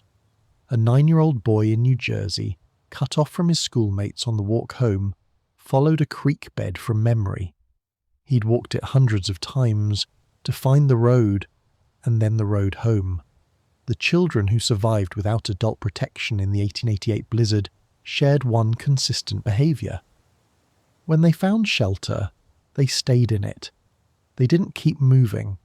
The instinct to keep trying, to keep walking, to push toward the next thing, that instinct is powerful and deeply human. And in a whiteout at 10 below zero, it was frequently fatal. 48 hours after the storm began, the wind had started, barely perceptibly, to ease. Snow was still falling, but the worst had passed. And in the tenements and the brownstones and the farmhouses, the people who had made it through the hardest hours were quietly taking stock. Still cold, still cut off, still without reliable food or fuel in many places, but alive. They had answered the question the storm asked of them, and the asking had changed them in ways they were only beginning to understand. The bodies recovered after the storm, a grim but necessary accounting, carried out by police precincts, hospital morgues, and private citizens who found frozen figures in doorways and alleys and drifts, told a specific and consistent story. The overwhelming majority of deaths happened outdoors, among people caught in transit during the storm's peak hours. Very few died inside buildings. The buildings held. The cold outside was lethal. The cold inside was, in most cases, survivable, provided someone kept the fire going. This distinction matters. The goal for the families who recognized what the storm was doing in its earliest hours was always the same: stay inside. Stay together. Keep the fire going as long as possible. Manage the cold rather than fight it. The people who walked into the storm, who decided that reaching somewhere was worth the risk, that it might be less severe than it looked, that their destination was close enough, almost uniformly didn't make it. The people who accepted the constraint of being sealed inside and worked with what they had almost uniformly did. This isn't a lesson about giving up. It's a lesson about seeing clearly. The families who came through assessed the situation honestly. They understood that the world outside wasn't navigable and that the world inside was manageable, and they built their survival around that understanding. The ones who underestimated the danger and overestimated their ability to push through it paid the price the storm extracted from everyone who did. The lights went out across Texas on February 10th, 2021. And for millions of people, they didn't come back for days, not all at once, not everywhere at the same time, but for 4 million households across a state that had never been built for what it was about to face. The infrastructure of modern life simply stopped. The power grid buckled under demand it wasn't designed to meet, at temperatures it wasn't designed to handle. Then the natural gas supply dropped in pressure as lines froze and compressor stations failed in the cold. Then the water treatment plants lost power, and the pipes inside houses built entirely for Texas heat. Houses with no meaningful insulation, no freeze protection, no design margin for any of this, burst. People wrapped themselves in every piece of fabric they owned. They burned outdoor furniture in fire pits on the back patio, sending smoke up into a clear blue sky above a state that considered itself thoroughly modern. Families with gas stoves invited families with electric stoves and no heat into their kitchens, exactly as the women of the Lower East Side had pulled their neighbours inside in March of 1888. People drove for hours searching for somewhere that still had power, warmth, water. The hospitals filled with frostbite cases, hypothermia cases, and carbon monoxide poisoning from generators running in garages. More than 246 people died. Hold that comparison for a moment, not as a rhetorical gesture, but as something worth actually examining. February 2021 in Texas and March 1888 in New York were separated by 133 years of technological progress.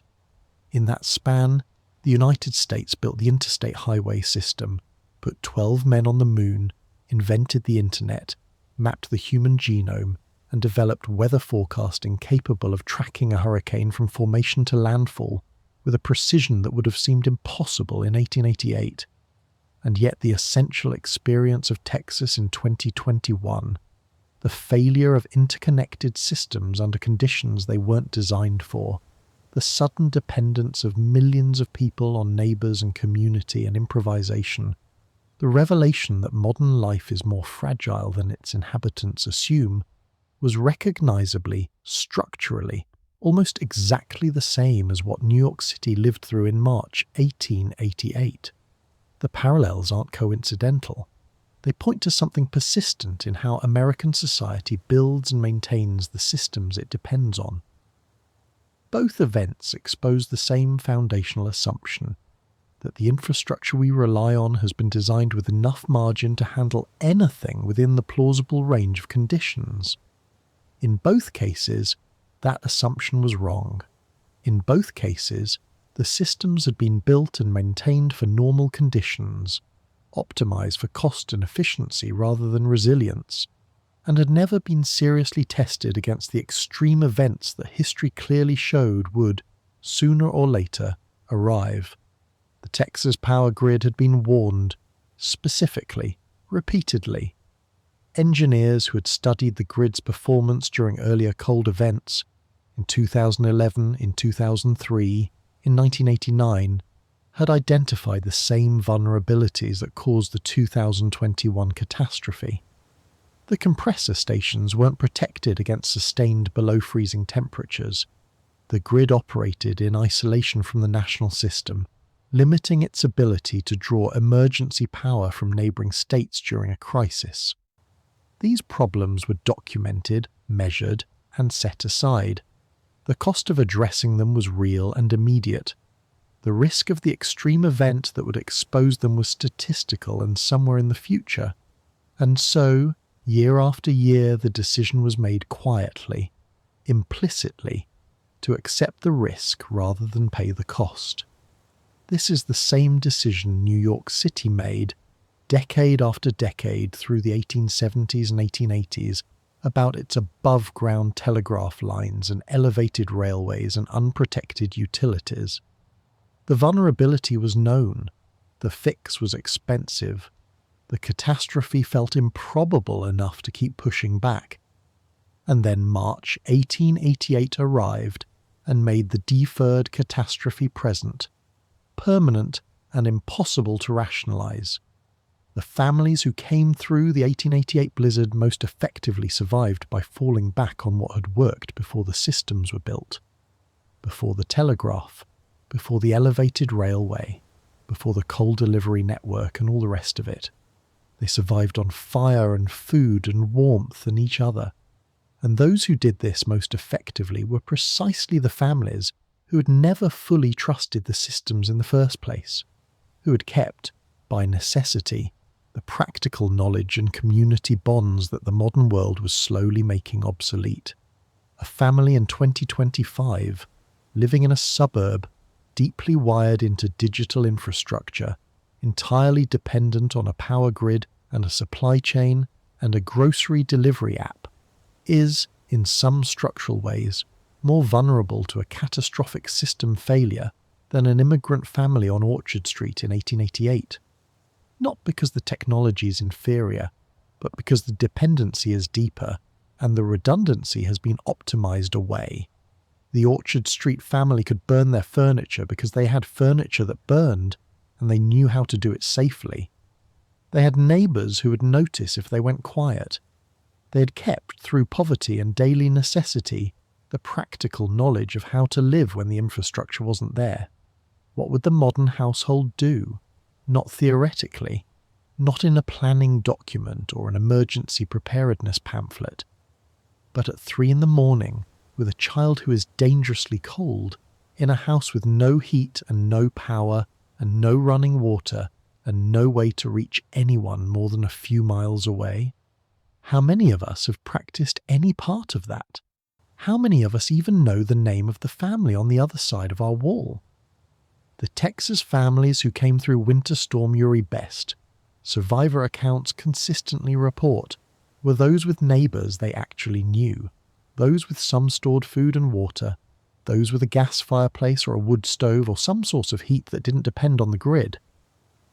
The most vulnerable were the most purely dependent, households with no redundancy at all, no backup system, no relationship that an emergency could activate.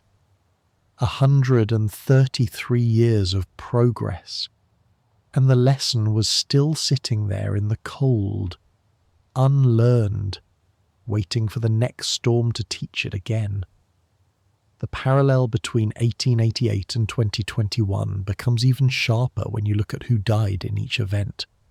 In the Great Blizzard of 1888, deaths were concentrated among people caught outside, people in transit, people who had left home before the full danger was apparent, people whose work or habits had placed them in the open when the storm peaked.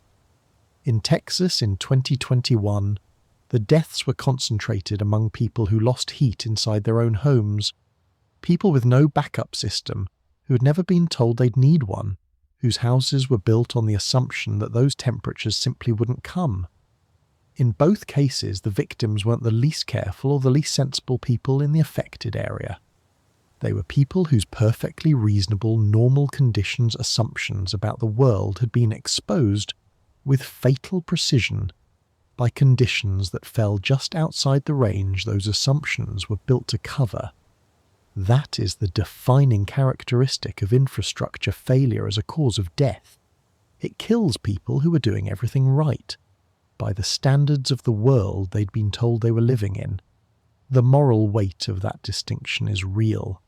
It means the responsibility for those deaths isn't primarily personal. It's systemic.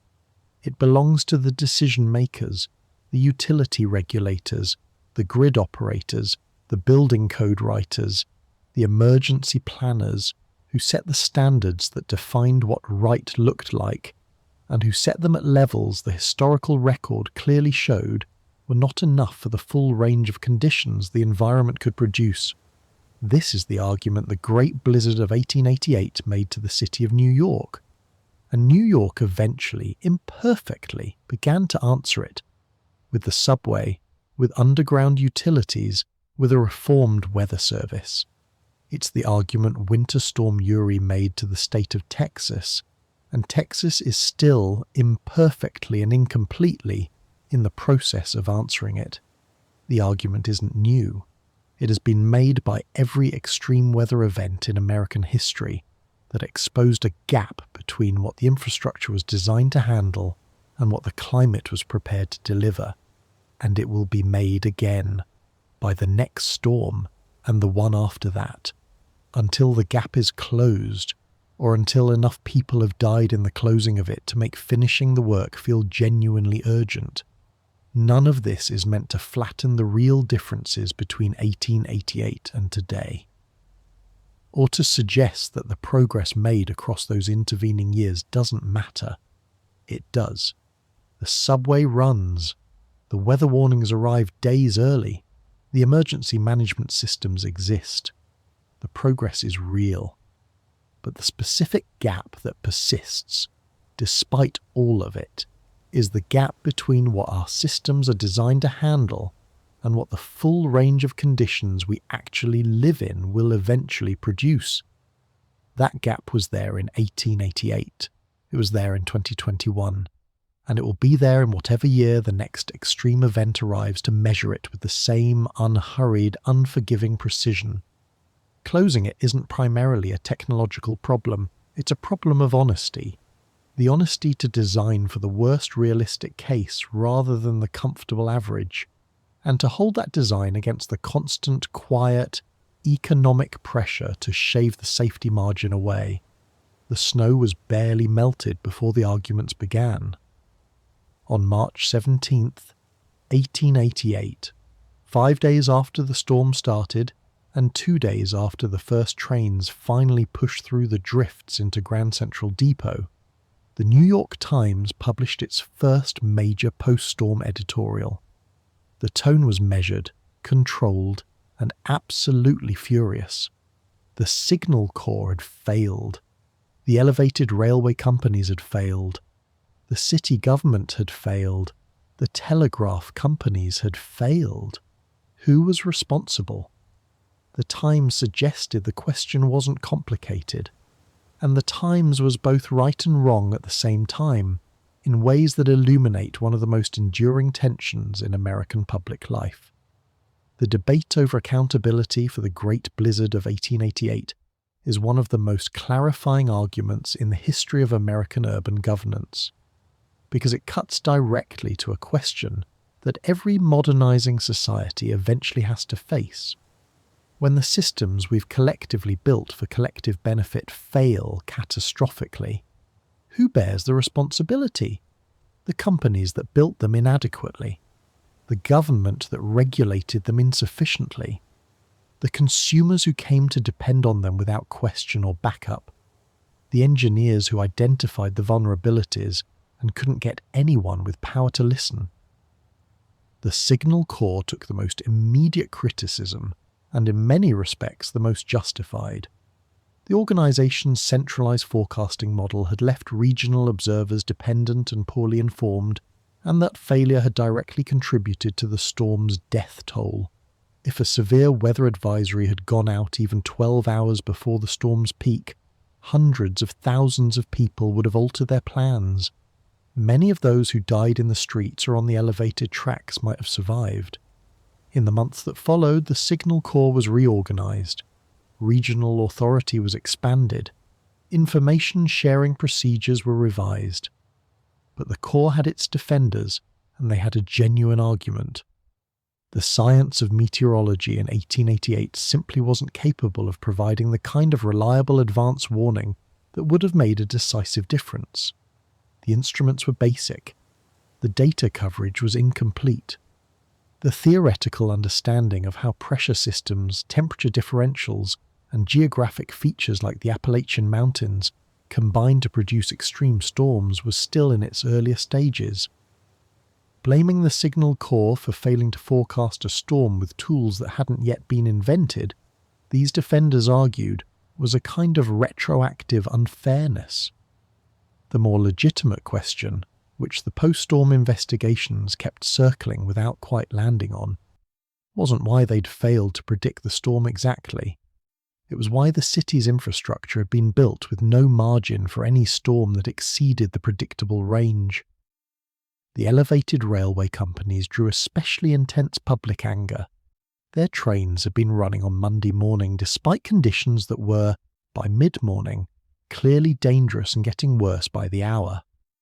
The company's defenders argued that halting service earlier would have left passengers stranded on open platforms rather than inside heated cars, and that wasn't obviously safer. The critics' response was sharper. The decision to keep running through deteriorating conditions, they said, was made by people calculating revenue and operational continuity, not passenger safety. This sight of hundreds of men, women and children trapped 40 feet above an ice-covered street in a blizzard was the direct human consequence of that calculation. Neither side was entirely wrong, and both sides were arguing in the absence of any regulatory framework that would have made the question less ambiguous. There was no rule in 1888 that said when conditions became dangerous enough to stop the trains. The deepest and most historically resonant argument was about the poorest victims, the tenement families who had no resources, no official assistance for 3 full days, who survived entirely on their own community networks and their own ingenuity, and who died in greater numbers than those with access to the things that were supposed to make survival easier. Was their abandonment during the crisis acceptable? Was it even surprising given the city's complete absence of any organised emergency response? There were voices in 1888, progressive reformers, settlement house workers, labour organisers, journalists who actually spent time in the tenement districts, who argued that this absence wasn't a natural feature of urban life. It was a choice made by governments that had decided through inaction, if not through explicit policy, that the hardships of the poor were private misfortunes rather than public responsibilities. These voices called for organised emergency systems, stockpiles of coal and food, coordinated disaster response, the kind of structured governmental capacity that the federal government wouldn't develop in any serious form for decades. The opposing voices were equally firm. Individual responsibility and private charity were the proper American response to disaster, not government programs. The immigrant communities had taken care of their own. The churches had opened. The settlement houses had shared what they had. The wealthy had donated through charitable organizations. The system, defined as most people survived, had worked. That definitional argument, whether barely surviving constitutes evidence of a functional system, is one America has never conclusively settled. The Great Blizzard of 1888 posed it in its starkest possible form: 400 or more dead, 4 days of complete governmental absence during an active crisis, a city of 1.5 million people dependent entirely on their own improvisation to get through. Was that an inspiring demonstration of American self-reliance, or a catastrophic failure of the obligations that citizens carry toward each other when they choose to live in a society? The answer you give to that question probably says more about your own assumptions than it does about 1888, but the question itself, urgent, legitimate, unresolved, is the same one that erupts every time a hurricane hits a coast, or a power grid fails in winter, or a pandemic finds a country without the stockpiles or systems it needs. The long-term consequences of the blizzard eventually force specific, measurable answers to some parts of this debate. But they took time. They required sustained pressure from people who refused to let the storm's lessons quietly fade. And in some cases, they required the dead to be counted precisely enough that ignoring them became politically impossible. The argument about private versus public responsibility that the Great Blizzard of 1888 set in motion was not resolved in 1888. It wasn't resolved in the progressive era that followed. And it hasn't been resolved in the century and more since. It is perhaps the most durable unfinished argument in American political life. The question of where individual responsibility ends and collective obligation begins, and who gets to decide which side of that line any given catastrophe falls on. What the 1888 blizzard contributed to that argument was evidence. Specific, unavoidable, human-scale evidence about what happens when the answer to the question is individual responsibility, supported by private charity, and the event that arrives is larger than any individual preparation or any private charitable effort can absorb. 400 people died. The charities did what they could. The churches opened their doors, the wealthy made donations, and 3 days into the crisis, families in the Lower East Side tenements were still burning their furniture because no organised public system existed to get them coal. That evidence didn't resolve the argument, but it shifted its terrain. In the decades that followed, the Progressive era's reformers used the storm, alongside the Triangle Shirtwaist Fire, the Lawrence textile strikes, and the tenement conditions documented by Jacob Riis, to push for a fundamentally different answer to the question of collective responsibility. Not charity as the response to catastrophe, but prevention. Not private generosity as the backstop against systemic failure, but the reform of the systems that were failing. The argument was slow and incomplete and is still, in many ways, ongoing, but it moved. And the blizzard of 1888 was one of the pieces of evidence that moved it. The most honest thing that can be said about the great debate the storm initiated is that it produced partial answers, real changes, genuine improvements, measurable reductions in vulnerability, without ever producing a complete one. New York got a subway, the weather service was reformed, building codes were revised, emergency management systems were eventually built, and each subsequent disaster revealed new gaps, new insufficiencies, new places where the assumptions had outrun the preparations. The debate continues because the conditions that generate it continue. Because the extreme event that tests any given system's assumptions is always, by definition, the one the system wasn't quite designed for. What would it mean to design a system that was actually ready? To build infrastructure and community and warning capacity and emergency response that was genuinely adequate to the full range of what the environment can produce? The blizzard of 1888 asks that question. It doesn't answer it. Answering it is the work the storm assigned to the living, and the living have been doing it with varying commitment and varying success ever since. Beneath your feet, if you walk through Lower Manhattan today, runs one of the most consequential pieces of urban infrastructure in the history of American civilization. The New York City subway system, 245 miles of track, 472 stations, carrying more than 3.5 million passengers on a normal weekday, was born, in a direct and documented way, from the Great Blizzard of 1888. Not immediately, not in a single legislative decision. But the storm was the catalyst, the moment when the argument for an underground railway, an argument that had been made for years and consistently pushed aside, became politically impossible to ignore. Within weeks of the storm's end, a state commission was convened to examine what the blizzard had done to the city's transportation network. The commission's report, delivered in the fall of 1888, contained recommendations that engineers and urban planners had been circulating for more than a decade. The telegraph and telephone lines had to go underground.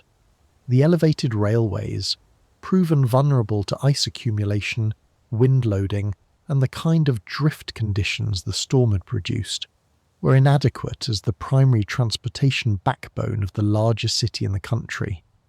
A new system was needed, one that ran below street level, protected from the weather, capable of operating under any atmospheric conditions the northeastern climate could throw at it.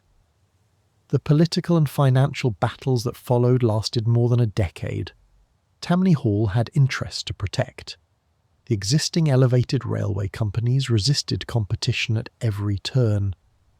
The banks that would finance underground construction wanted guarantees that weren't immediately forthcoming.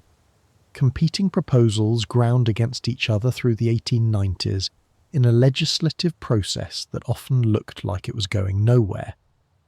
But on October 27th, 1904, 16 years after the blizzard, the first New York City subway line opened for service. It carried 150,000 passengers on its first day. By 1910, it was moving more than 800,000 people daily. By the 1920s, it had become the essential circulatory system of the most densely populated urban environment in the Western Hemisphere. And on the days when blizzards hit New York City, in 1996, in 2006, in 2011, in 2016, when snowfall rivaled or exceeded the storm of 1888, the subway kept running. Underground and indifferent to whatever was happening above, carrying the city through conditions that would have paralysed the old above-ground system entirely. The telephone and telegraph lines were moved underground as well, following the Commission's recommendations and the city ordinances that came after. The process was slow and contentious. The companies resisted, and their lawyers were creative. But by 1910, the tangled web of wires that had draped across Lower Manhattan in 1888 had largely been replaced by underground cables. The city's communications infrastructure would never again be as exposed to weather as it had been on March 12, 1888. Building codes were revised across the affected region in the storm's aftermath. Standards for structural load capacity, how much weight a roof or floor must reliably hold, were updated to reflect the snow accumulation levels the blizzard had proved were possible. Water supply infrastructure was hardened against cold exposure. None of these changes were dramatic enough for front-page coverage, but they were real, and they quietly improved the safety of every building constructed in the northeastern United States for the following century. At the federal level, the Great Blizzard of 1888 accelerated the transformation of the U.S. Signal Corps and the development of what would eventually become the National Weather Service. The centralized forecasting model was reformed. Regional observers were given meaningfully more authority and far better access to data. The network of ground-level observation stations was expanded across the country. The science of meteorology, galvanized in part by the public embarrassment of having failed to predict one of the most destructive storms in American history, began the sustained development that would eventually produce the satellite imagery and computer modelling of the modern era. The blizzard didn't create modern weather forecasting, but it created the political pressure that accelerated its development by years, possibly by decades. The economic damage to the northeastern United States was assessed at somewhere between $25 and $30 million in 1888 values, the equivalent of roughly $800 to $900 million in today's purchasing power. Businesses that closed for 4 or 5 days during what should have been ordinary working days suffered real and lasting losses. Some didn't survive at all. The disruption to shipping, manufacturing, and the movement of goods radiated outward from the storm zone for more than a month. Insurance companies, which hadn't modelled this level of weather damage into their rate structures, paid claims that strained their reserves and changed how they calculated weather risk in the region for a generation. The creation of organised emergency relief systems in New York City and several other northeastern cities was perhaps the most direct human consequence of the storm's aftermath. The improvised, chaotic response of churches and settlement houses and private charities in those first days had revealed in painful detail the complete absence of any organised public mechanism for disaster relief. Progressive reformers used that absence as evidence, specific, undeniable evidence, in their push for public emergency systems that could be activated quickly when normal supply chains and services collapsed. These systems were built slowly, incompletely, and imperfectly across the following decades. But they were built, and they were built because people pointed again and again at the specific deaths and specific hardships of March 1888 and said, "This cannot be the answer we give to catastrophe." The dead of the Great Blizzard of 1888 changed the city they died in. They changed it underground, where the subway runs. They changed it in the coded specifications that govern how buildings are constructed and how utilities are buried. They changed it in the warning systems that now communicate storm advisories days in advance rather than the morning it arrives. The changes came slowly. They came imperfectly. They required the sustained effort of people who refused to let the memory of 400 deaths soften into abstraction. And the people who applied that pressure were in large part the people who had survived. The ones who had burned their furniture to stay warm, who had consolidated their households for shared heat, who had carried coal up dark stairwells and kept each other alive through 4 days of impossible cold. They knew what it cost to be unprepared, and they were determined, with the particular determination of people who have felt the alternative in their bones, that it should cost less the next time.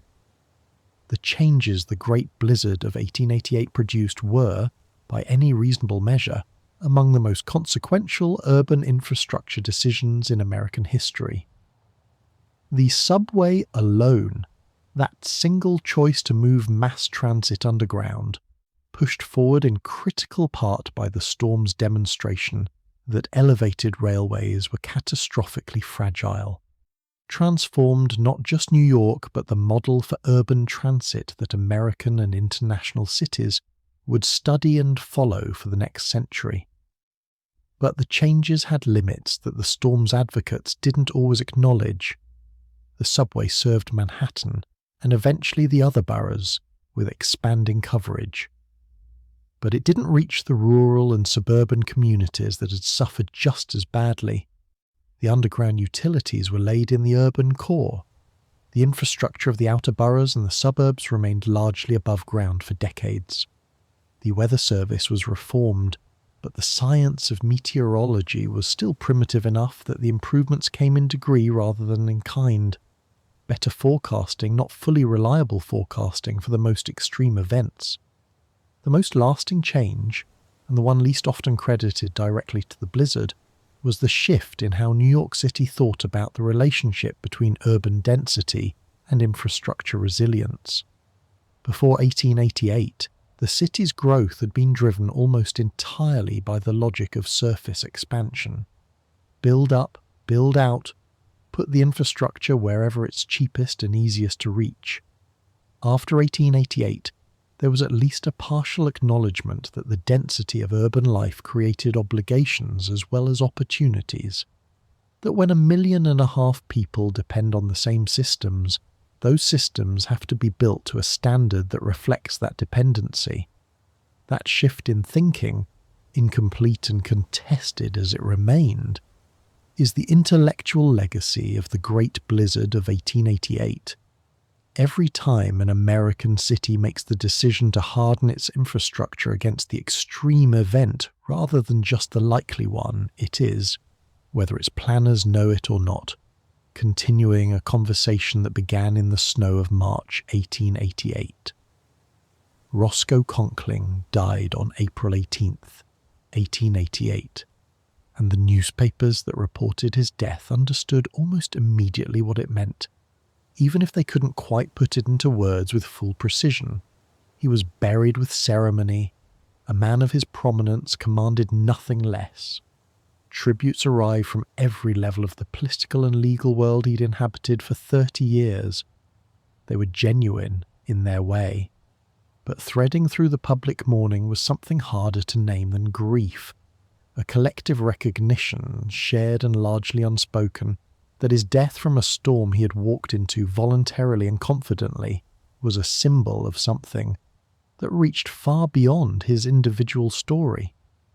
A symbol of what the blizzard had done not just to the bodies of those who died, but to the assumptions of those who survived.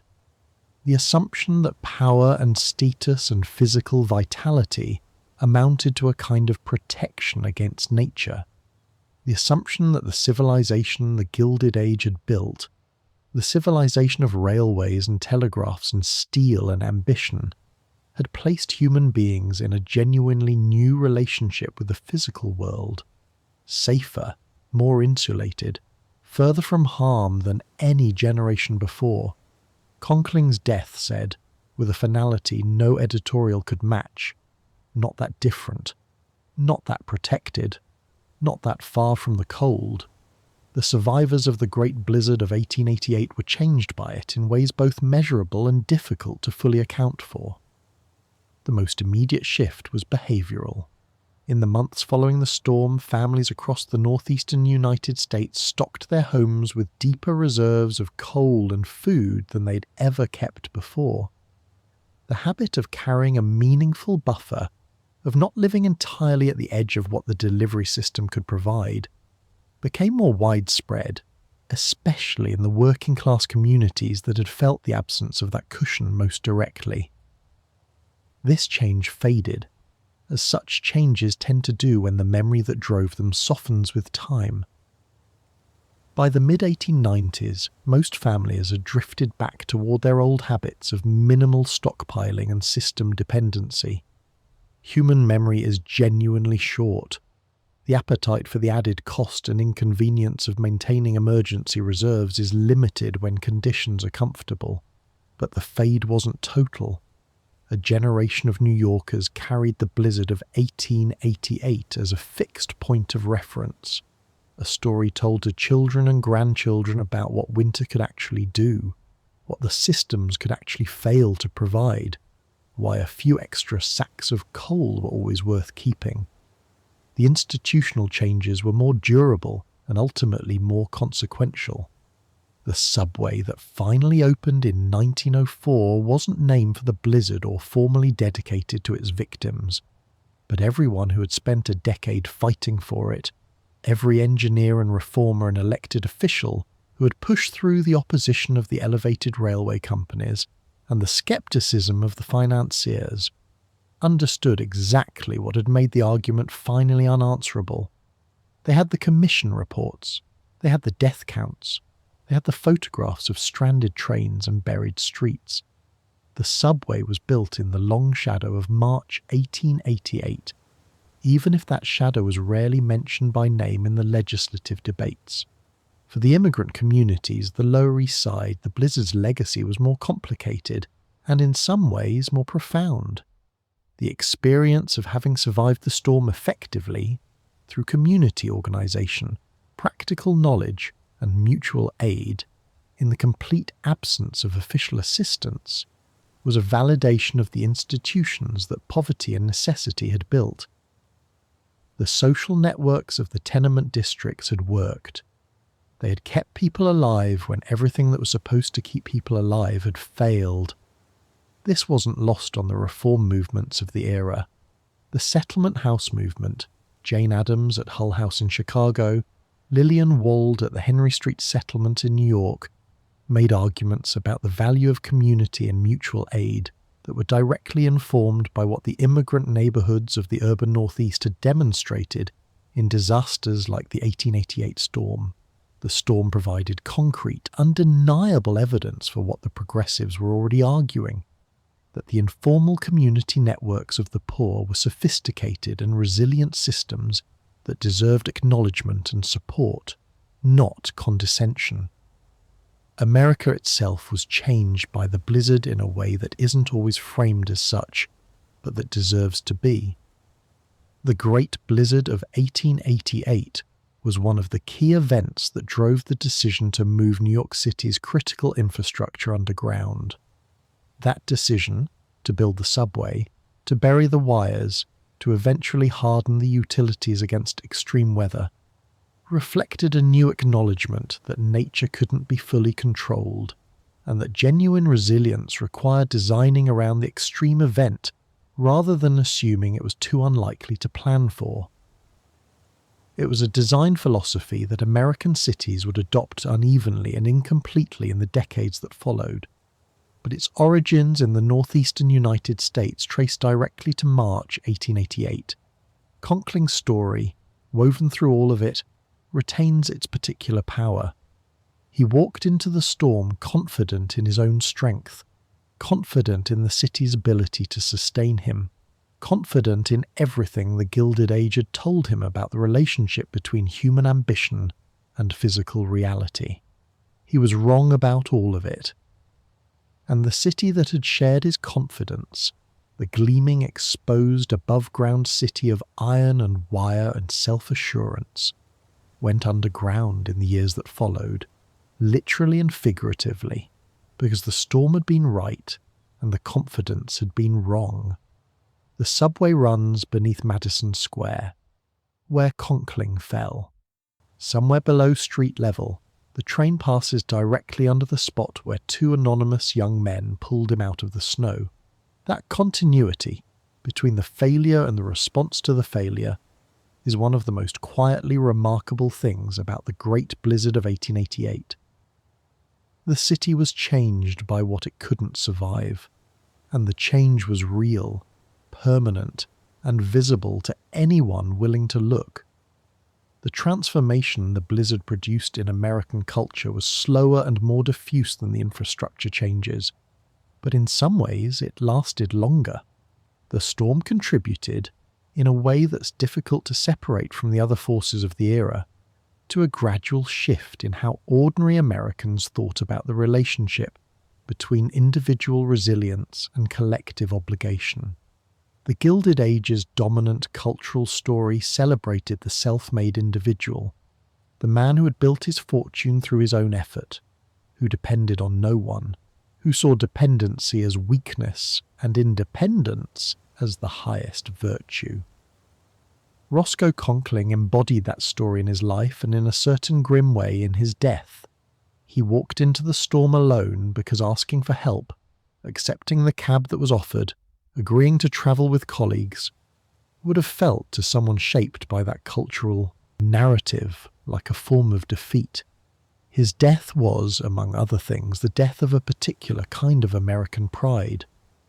The women of the Lower East Side embodied a different story entirely, one that the dominant culture of the era rarely recognized as valuable, because it was feminine and immigrant and collective, and therefore largely invisible by the standards of what Gilded Age America chose to celebrate.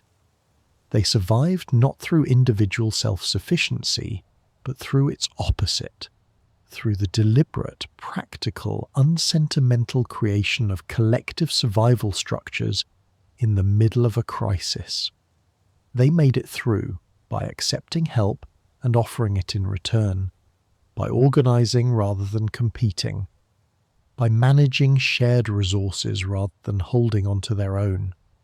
The progressive era that followed the 1880s, that began, haltingly, to construct the regulatory and social insurance systems the Gilded Age had refused, was shaped in part by the evidence that events like the Great Blizzard of 1888 kept providing.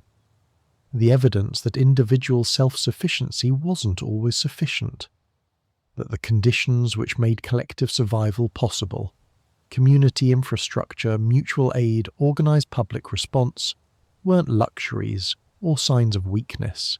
They were necessities, as essential in their way as coal or food or warmth. Conkling's story ended in April 1888.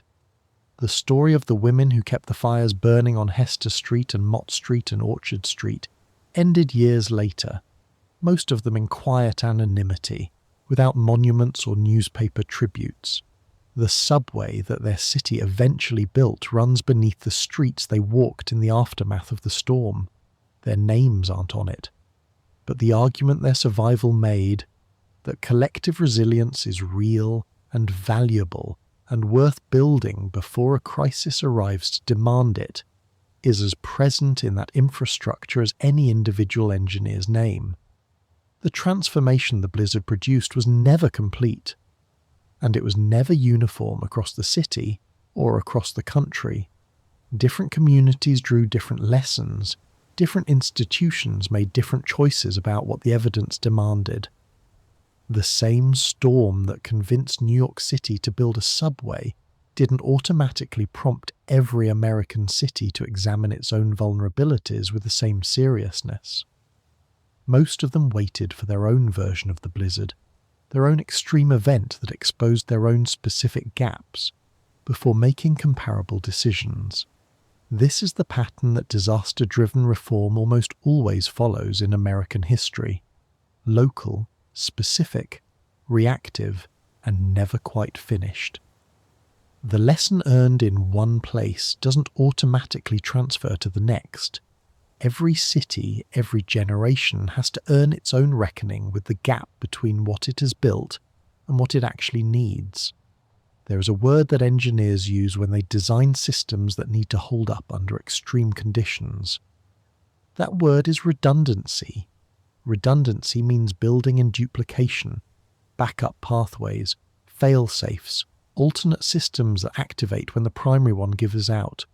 It means designing not for the average case or the expected case, but for the worst case you can honestly anticipate.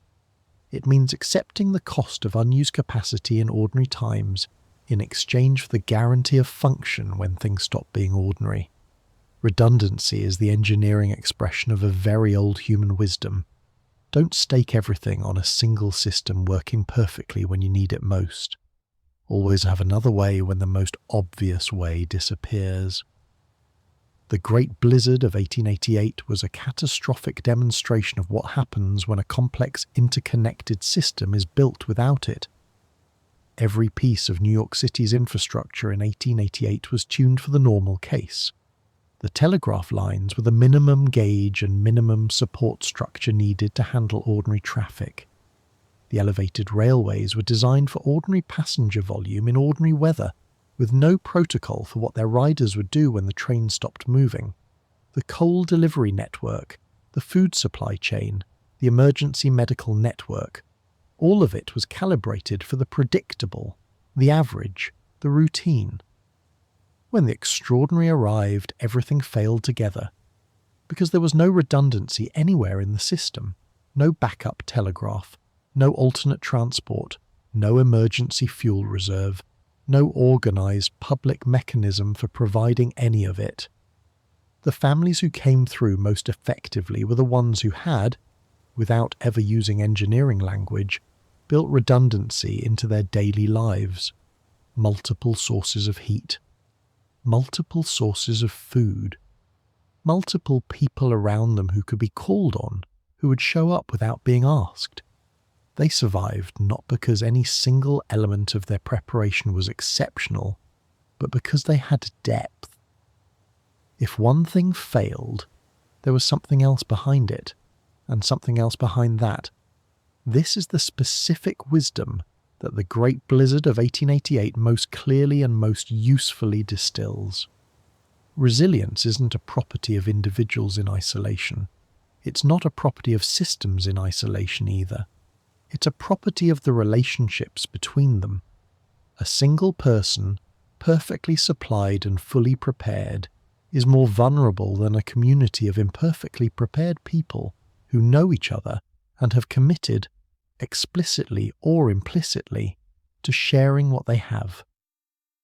The tenement family that burned its table was more resilient than the brownstone family with a full coal bin and no neighbour who would knock, because the tenement family had practiced through daily necessity the core skill the crisis required: improvisation within a community of obligation. The most useful abilities that kept people alive in March 1888 aren't exotic or difficult to develop. Banking a fire so it burns slowly through the night, rationing fuel against a timeline, insulating a room with whatever's on hand, recognizing the early physical signs of dangerous cold in the person beside you, knowing when to stay put and when it's safe to move, knowing how to ask for help from the neighbour next door, and how to offer it without making either of you feel diminished by the exchange. These skills don't require hardship to build. They require attention, and practice, and the decision to treat preparedness as something you develop before you need it, rather than something you improvise once you do. Roscoe Conkling had none of them. He had strength, will, and a lifetime of physical vitality. He walked into the storm as if those qualities were sufficient for any condition. They weren't. The storm didn't respond to his force of personality or the authority his career had given him. It responded only to physics. His death, 37 days after his walk, from the exposure his body couldn't fully recover from, isn't a story about tragedy in the Greek sense. It's a story about the gap between what we believe our preparations have given us and what we actually need when conditions become extreme. The women who kept the fires going on Hester Street and Mott Street and Orchard Street had something that couldn't be bought or granted by political victory. They had spent years practicing scarcity, managing resources at the margin, maintaining relationships with the people around them as genuine survival partners, not as social acquaintances who happened to live nearby. When the crisis arrived, those years of practice were directly applicable. There was no gap between their preparation and what the situation required. This is the lesson that the blizzard of 1888 teaches, the one that no subsequent storm has managed to permanently impart. The measure of a community's resilience isn't the sophistication of its best-case systems, it's the robustness of its relationships at the moment of worst-case demand. The subway the blizzard eventually built is infrastructure, but the community the storm revealed, already there, already functioning, already quietly keeping people alive through 4 days of white extremity, without anyone in power noticing or crediting it, that is something infrastructure can support. It has never been able to replace it. The families who built those relationships before March 1888 didn't build them in anticipation of a blizzard. They built them because it was simply how they lived. The natural structure of lives that depended on closeness and mutual need. And when the storm came, their way of living turned out to be the thing that kept them alive. What does it mean that so many of us, in the world we've built since, have traded that closeness for convenience? That we've optimized our lives for independence, for the comfortable isolation of the well-supplied household, for the version of self-reliance that is actually system reliance with a more flattering name? The blizzard doesn't answer that question. It simply insists, with the authority of 400 deaths and the testimony of the people who didn't die, that the question deserves to be taken seriously. The redundancy the Great Blizzard of 1888 demanded wasn't only physical, it was social. The families that came through most effectively had redundant social systems as well as redundant fuel and food. Multiple people they could call on, multiple sources of help, multiple relationships that the crisis could activate. The isolation that Gilded Age prosperity had made possible, the brownstone household with its servants and its privacy and its self-contained domestic economy, turned out to be a form of single point of failure vulnerability, just as real as any single telegraph wire or single railway route. Resilience requires social infrastructure as much as it requires physical infrastructure. Knowing your neighbours, maintaining relationships real enough to survive the awkwardness of asking for help when things fall apart, participating in the community institutions that weave together the kind of mutual obligation that actually holds in a crisis. These aren't optional enhancements to a well-lived life. In the conditions the storm revealed, they were the difference between surviving and not. The specific skills that kept people alive in 1888 can be learned. The social fabric that made those skills effective can be built. Neither one requires poverty or hardship to develop. They require only the decision to build them before they're needed. Before the storm arrives, and the power goes out and the temperature drops, and it becomes clear, too late to prepare, that the warm and comfortable independence of ordinary times was always conditional on conditions that will not always hold. The fire in the kitchen stove on Hester Street burned through the night of March 12th, 1888, because a woman who knew how to bank a fire had banked it correctly. Because her neighbour had shared the last of her coal. Because two families who had never particularly liked each other had set that fact aside and moved together into the smallest space that could be kept warm. The fire was small, the decisions were quiet. Nobody called it heroism, but everyone who was alive in the morning knew what it had cost and what it had been worth. That knowledge, earned in the dark, in the cold, at the outer edge of what human endurance can sustain, is the real legacy of the Great Blizzard of 1888. Not the subway, though the subway matters. Not the reformed weather service, though it matters too. The knowledge that when everything else is gone, the fire and the person beside you and the willingness to share what you have are exactly enough. And that building toward that knowledge, in ordinary times, in comfortable conditions, before any storm has arrived to demand it, that is what preparing for the future actually means. There is a quality to the silence that follows a great snowstorm in a city, a quality unlike any other silence that urban life produces. It isn't truly silent. The city is never truly silent. But in the hours and days after the worst has passed, before the machinery of restoration fully reclaims the streets, something shifts in the soundscape. The usual roar, the traffic, the construction, the 10,000 competing sounds of 1,000,000 people all trying to be somewhere at once is absent, diminished. What remains is wind, softened by snow, footsteps, the first ones breaking through the crust on a street that hasn't been touched yet, each step carrying farther in the white quiet than it should. Voices closer than usual because the snow has contracted the space between people and turned the stranger on the next block into someone whose breath you can see. People who survived the Great Blizzard of 1888 wrote about that quality in the days that followed, the strange and unexpected closeness of it. 4 days of shared extremity had dissolved temporarily the normal barriers between people, the class barriers, the ethnic barriers, the anonymous distance the city usually maintained between its inhabitants, as a kind of social courtesy and a kind of protection. Shared hardship had made strangers into neighbours. It had made the person upstairs into someone whose name you suddenly knew, whose children's names you knew, whose coal supply you had a personal stake in. These connections didn't last mostly. They couldn't.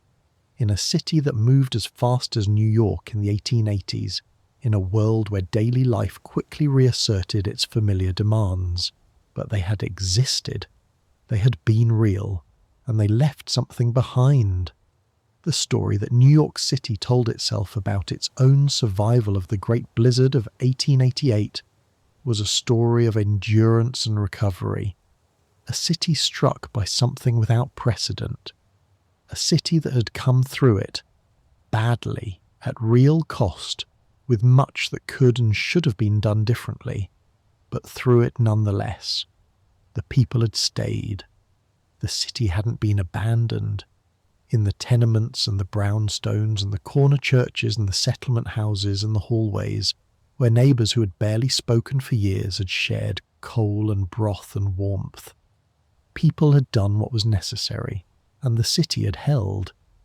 That survival story became part of the city's identity in a way that's difficult to cleanly separate from what came before or after. New York in the decades following 1888 was a city that grew dramatically upward and expanded underground. That absorbed wave after wave of immigration from every corner of Europe and eventually the world. That became, in the early 20th century, the largest and most complex urban environment in the Western Hemisphere. The people who built that city, the engineers, the politicians, the labourers, the organisers, the newly arrived, carried the blizzard as a civic memory even when it wasn't their personal one. A story about what the city had faced at its most exposed and most vulnerable, and had survived. There's something in that survival story that speaks to a distinctly American relationship with catastrophe. Not fatalistic, not naively optimistic, something more honest than either. A simultaneous awareness that disaster is possible, perhaps inevitable, combined with a determination to survive it when it comes and to use it as evidence for building something better afterward. The subway was built after the blizzard. The weather service was reformed after the blizzard. The underground utilities were laid after the blizzard. This is often how America has worked. Not through preventive foresight, but through corrective response. Not through building the redundancy before the crisis exposes its necessity, but through responding after the catastrophe reveals exactly what was missing. It's a costly way to learn. It requires people to die to generate the evidence that becomes impossible to dismiss. But it is a genuine form of learning, and the changes it produces are often durable precisely because they're backed by the weight of specific, documentable, named human experience. The American identity that the Great Blizzard of 1888 revealed isn't entirely comfortable. It includes the failure to warn, the failure to prepare, the failure to protect the most exposed. It includes the deaths that didn't have to happen. It includes the hubris of the Gilded Age, which built an impressive civilization on a fragile foundation, and was genuinely startled when the foundation cracked. These are real parts of the story. They matter, but the story also includes the women on Hester Street who made the calculation and burned their furniture and kept their children alive through the night. It includes the two young men whose names we'll never know who lifted Roscoe Conkling out of a snowdrift without asking who he was or what he could do for them. It includes the neighbours who shared coal with families who had none, who opened their kitchens to families whose own had gone cold, who pressed together into the warmth of consolidated survival without anyone issuing an order or waiting to be thanked. America in 1888 was a country divided by class and ethnicity, and the still unhealed wounds of the Civil War and Reconstruction. The Gilded Age's prosperity had produced extraordinary wealth for some and grinding systematic poverty for many. The gap between them was as visible and as contested as it had ever been. The Great Blizzard of 1888 didn't erase those divisions. It never could. But it did create within the specific geography of the storm zone a temporary and genuine equality of vulnerability. The cold didn't negotiate by income, the drifts didn't ask for papers, and in that enforced equality something happened. Something small, specific, not universal, but real. The normal social arithmetic was briefly suspended. People helped each other because it was what the moment required.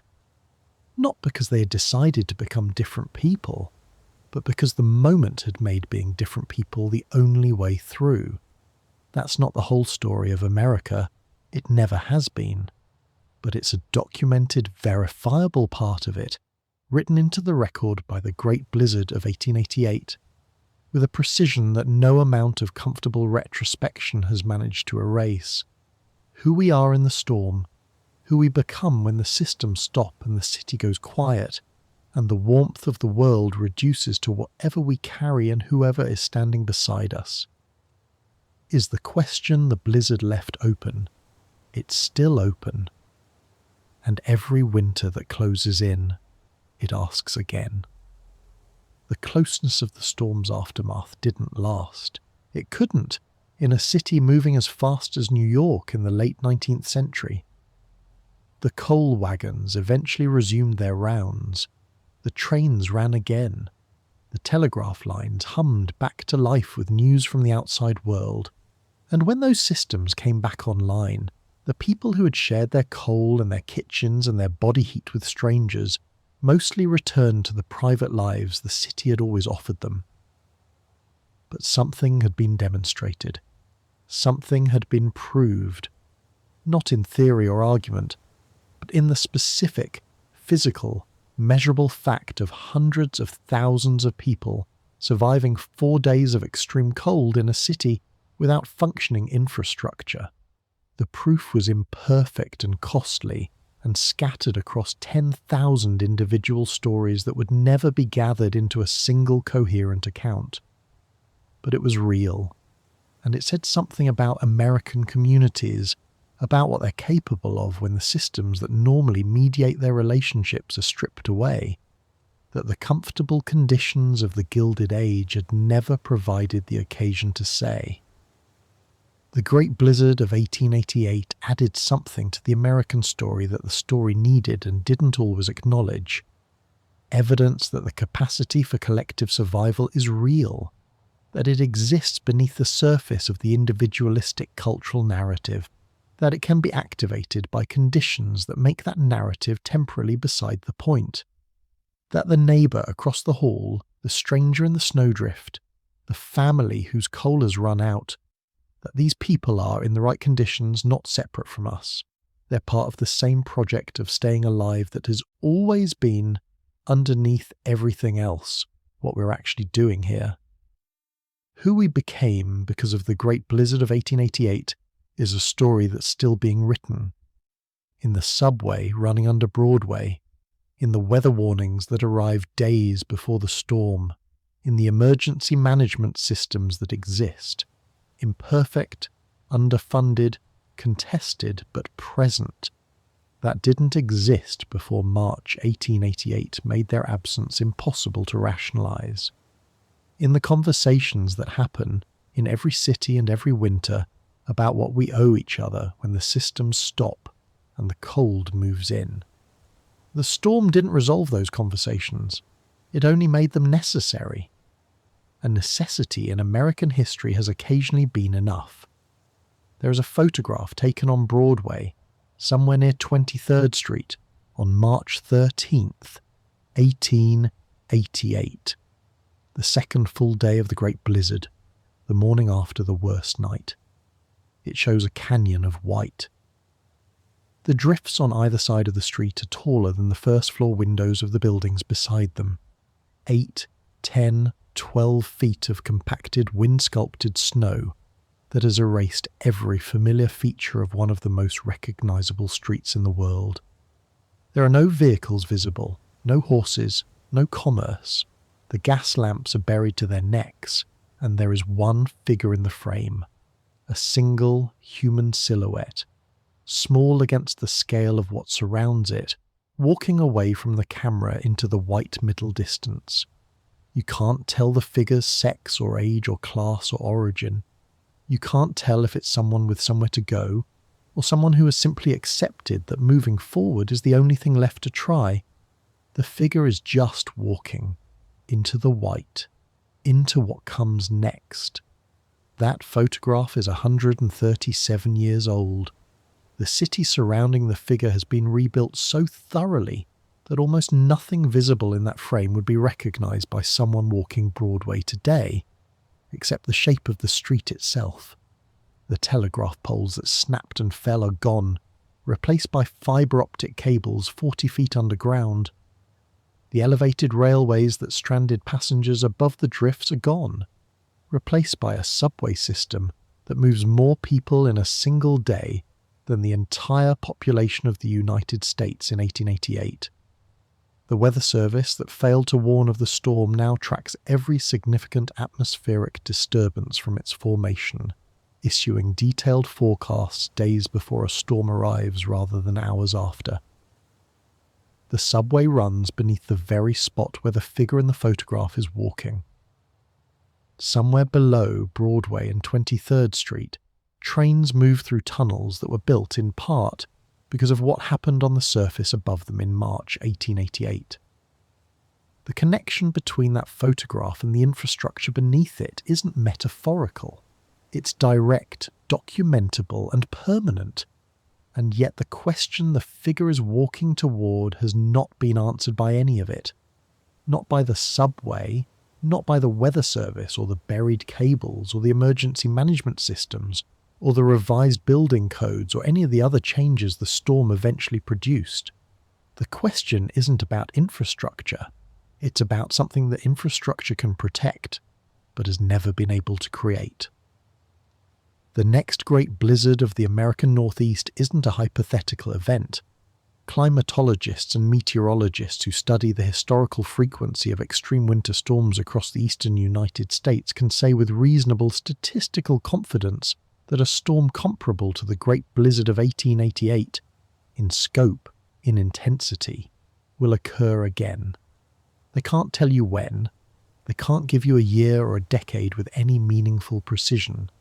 But the physical mechanisms that produced the 1888 storm, the collision of an Arctic outbreak with Gulf moisture, channeled by the topography of the eastern seaboard into something that exceeded every prior record, aren't mechanisms that operated once and quietly retired. They're part of the climate's repertoire. They will be used again. When that storm arrives, there will be a subway. There will be weather warnings issued days in advance. There will be emergency management systems with stockpiles and procedures and lines of authority. There will be better insulated houses with stronger roofs and heating systems more resilient than anything available in 1888. All of this is real. The progress is genuine, and it matters. The 400 who died in the 1888 blizzard didn't fail to change anything. They changed a great deal. But in the gap between what the systems can provide and what an extreme event will demand, in the hours or days when the power is out and the roads are impassable and the warmth of the world has contracted to whatever exists within reach, the families that come through will be the ones who know something the systems cannot store or deliver. They'll be the ones who can bank a fire and read the cold and recognize the grey-blue creeping at the edge of a lip. They'll be the ones with a neighbour they actually know, whose name they can call through a wall. They'll be the ones who, without anyone telling them to, move toward the people who need help rather than away from them. Roscoe Conkling believed his strength was his protection. It wasn't. The women of the Lower East Side knew their strength was each other. It was. The figure in the photograph keeps walking, away from the camera into the white. The storm is behind it. What's ahead is everything that was built in response to what the storm revealed. The subway, the weather service, the reformed systems and the revised codes and the slow, imperfect, genuinely consequential changes that 400 deaths eventually forced into existence. All of that is ahead of the figure. All of that is coming, and somewhere in the white, ahead of the figure and ahead of all of it, the next storm is already forming, patient, indifferent, waiting for the moment when the gap between what we've built and what we've remembered becomes wide enough to matter. The cold always knows when that moment has arrived. The question is whether we'll know it first. The photograph of the figure on Broadway isn't a photograph of defeat. Whatever the figure was feeling in that moment, cold, exhausted, uncertain of what the next block would bring, the fact of its presence in the frame, upright and moving, is a form of testimony. The storm had been at its most extreme for 36 hours. The city around the figure had been stripped to its essentials, and the figure was walking. That is what the Great Blizzard of 1888 ultimately produced in the people who came through it. The knowledge, earned and carried in the body, that the most extreme conditions human beings are likely to face are survivable, not without cost, not without loss, not without the burning of things that mattered and the letting go of things that could have been saved, but survivable when the basic requirements are present: warmth, food, community, the fire kept going through the night, and when the people inside the crisis are honest enough about what the situation demands to actually provide them. The future the blizzard points toward isn't a future of better storms or worse ones, though the storms will come. It's a future of choices. The same choices that faced the families in the tenements and the farmhouses in March 1888, dressed in different technology and different infrastructure, but unchanged in their essential structure. The choice between systems that work until they don't and systems designed to keep working when ordinary conditions are exceeded. The choice between communities that know each other before the crisis and communities that meet each other in the middle of it. The choice between the confidence that everything is under control and the honesty that it isn't, and that honesty is where preparation actually begins. Roscoe Conkling made his choice with the certainty of a man who had never been seriously wrong about anything. The women of Hester Street made their choices with the clarity of people who'd been preparing for exactly this, without knowing it was coming, for their entire lives. The difference in those choices is still visible, 137 years later. In the subway under Broadway, in the apartment buildings above it, and in the question of whether the people in those apartments know each other's names. Every improvement purchased after March 1888 was bought at a price the dead paid and the living collected.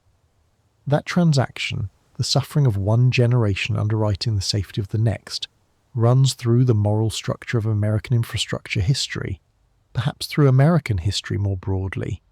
The only adequate response to that transaction is to take the safety seriously enough to maintain it, extend it, and refuse to let it be quietly optimized away in the name of cost efficiency or the comfortable assumption that the extreme event is someone else's problem in someone else's future. The cold doesn't share that assumption. The cold knows exactly when the gap between what we've built and what we've forgotten becomes wide enough to walk through, and it's always willing to wait. The figure in the photograph walks forward, away from the camera into the thinning white, small, steady, still moving. That is the image the great blizzard of 1888 leaves us with. Not the storm at its peak, not the bodies in the drifts, not the failed telegraph poles or the stranded trains or the cold apartments or the burning furniture. A single figure walking forward into what was built because of what happened, into everything that remains to be built, into the question that the cold keeps asking every winter without fail, and the answer that only we can give. Some families in New York spent 3 straight days trapped behind walls of snow while the wind buried entire streets outside their windows. It's strange to imagine how silent the city must have sounded once the train stopped and the horses disappeared beneath the storm. Thank you for spending part of your night here with Bedtime Sleepy. Sleep gently now and let the blizzard drift far away.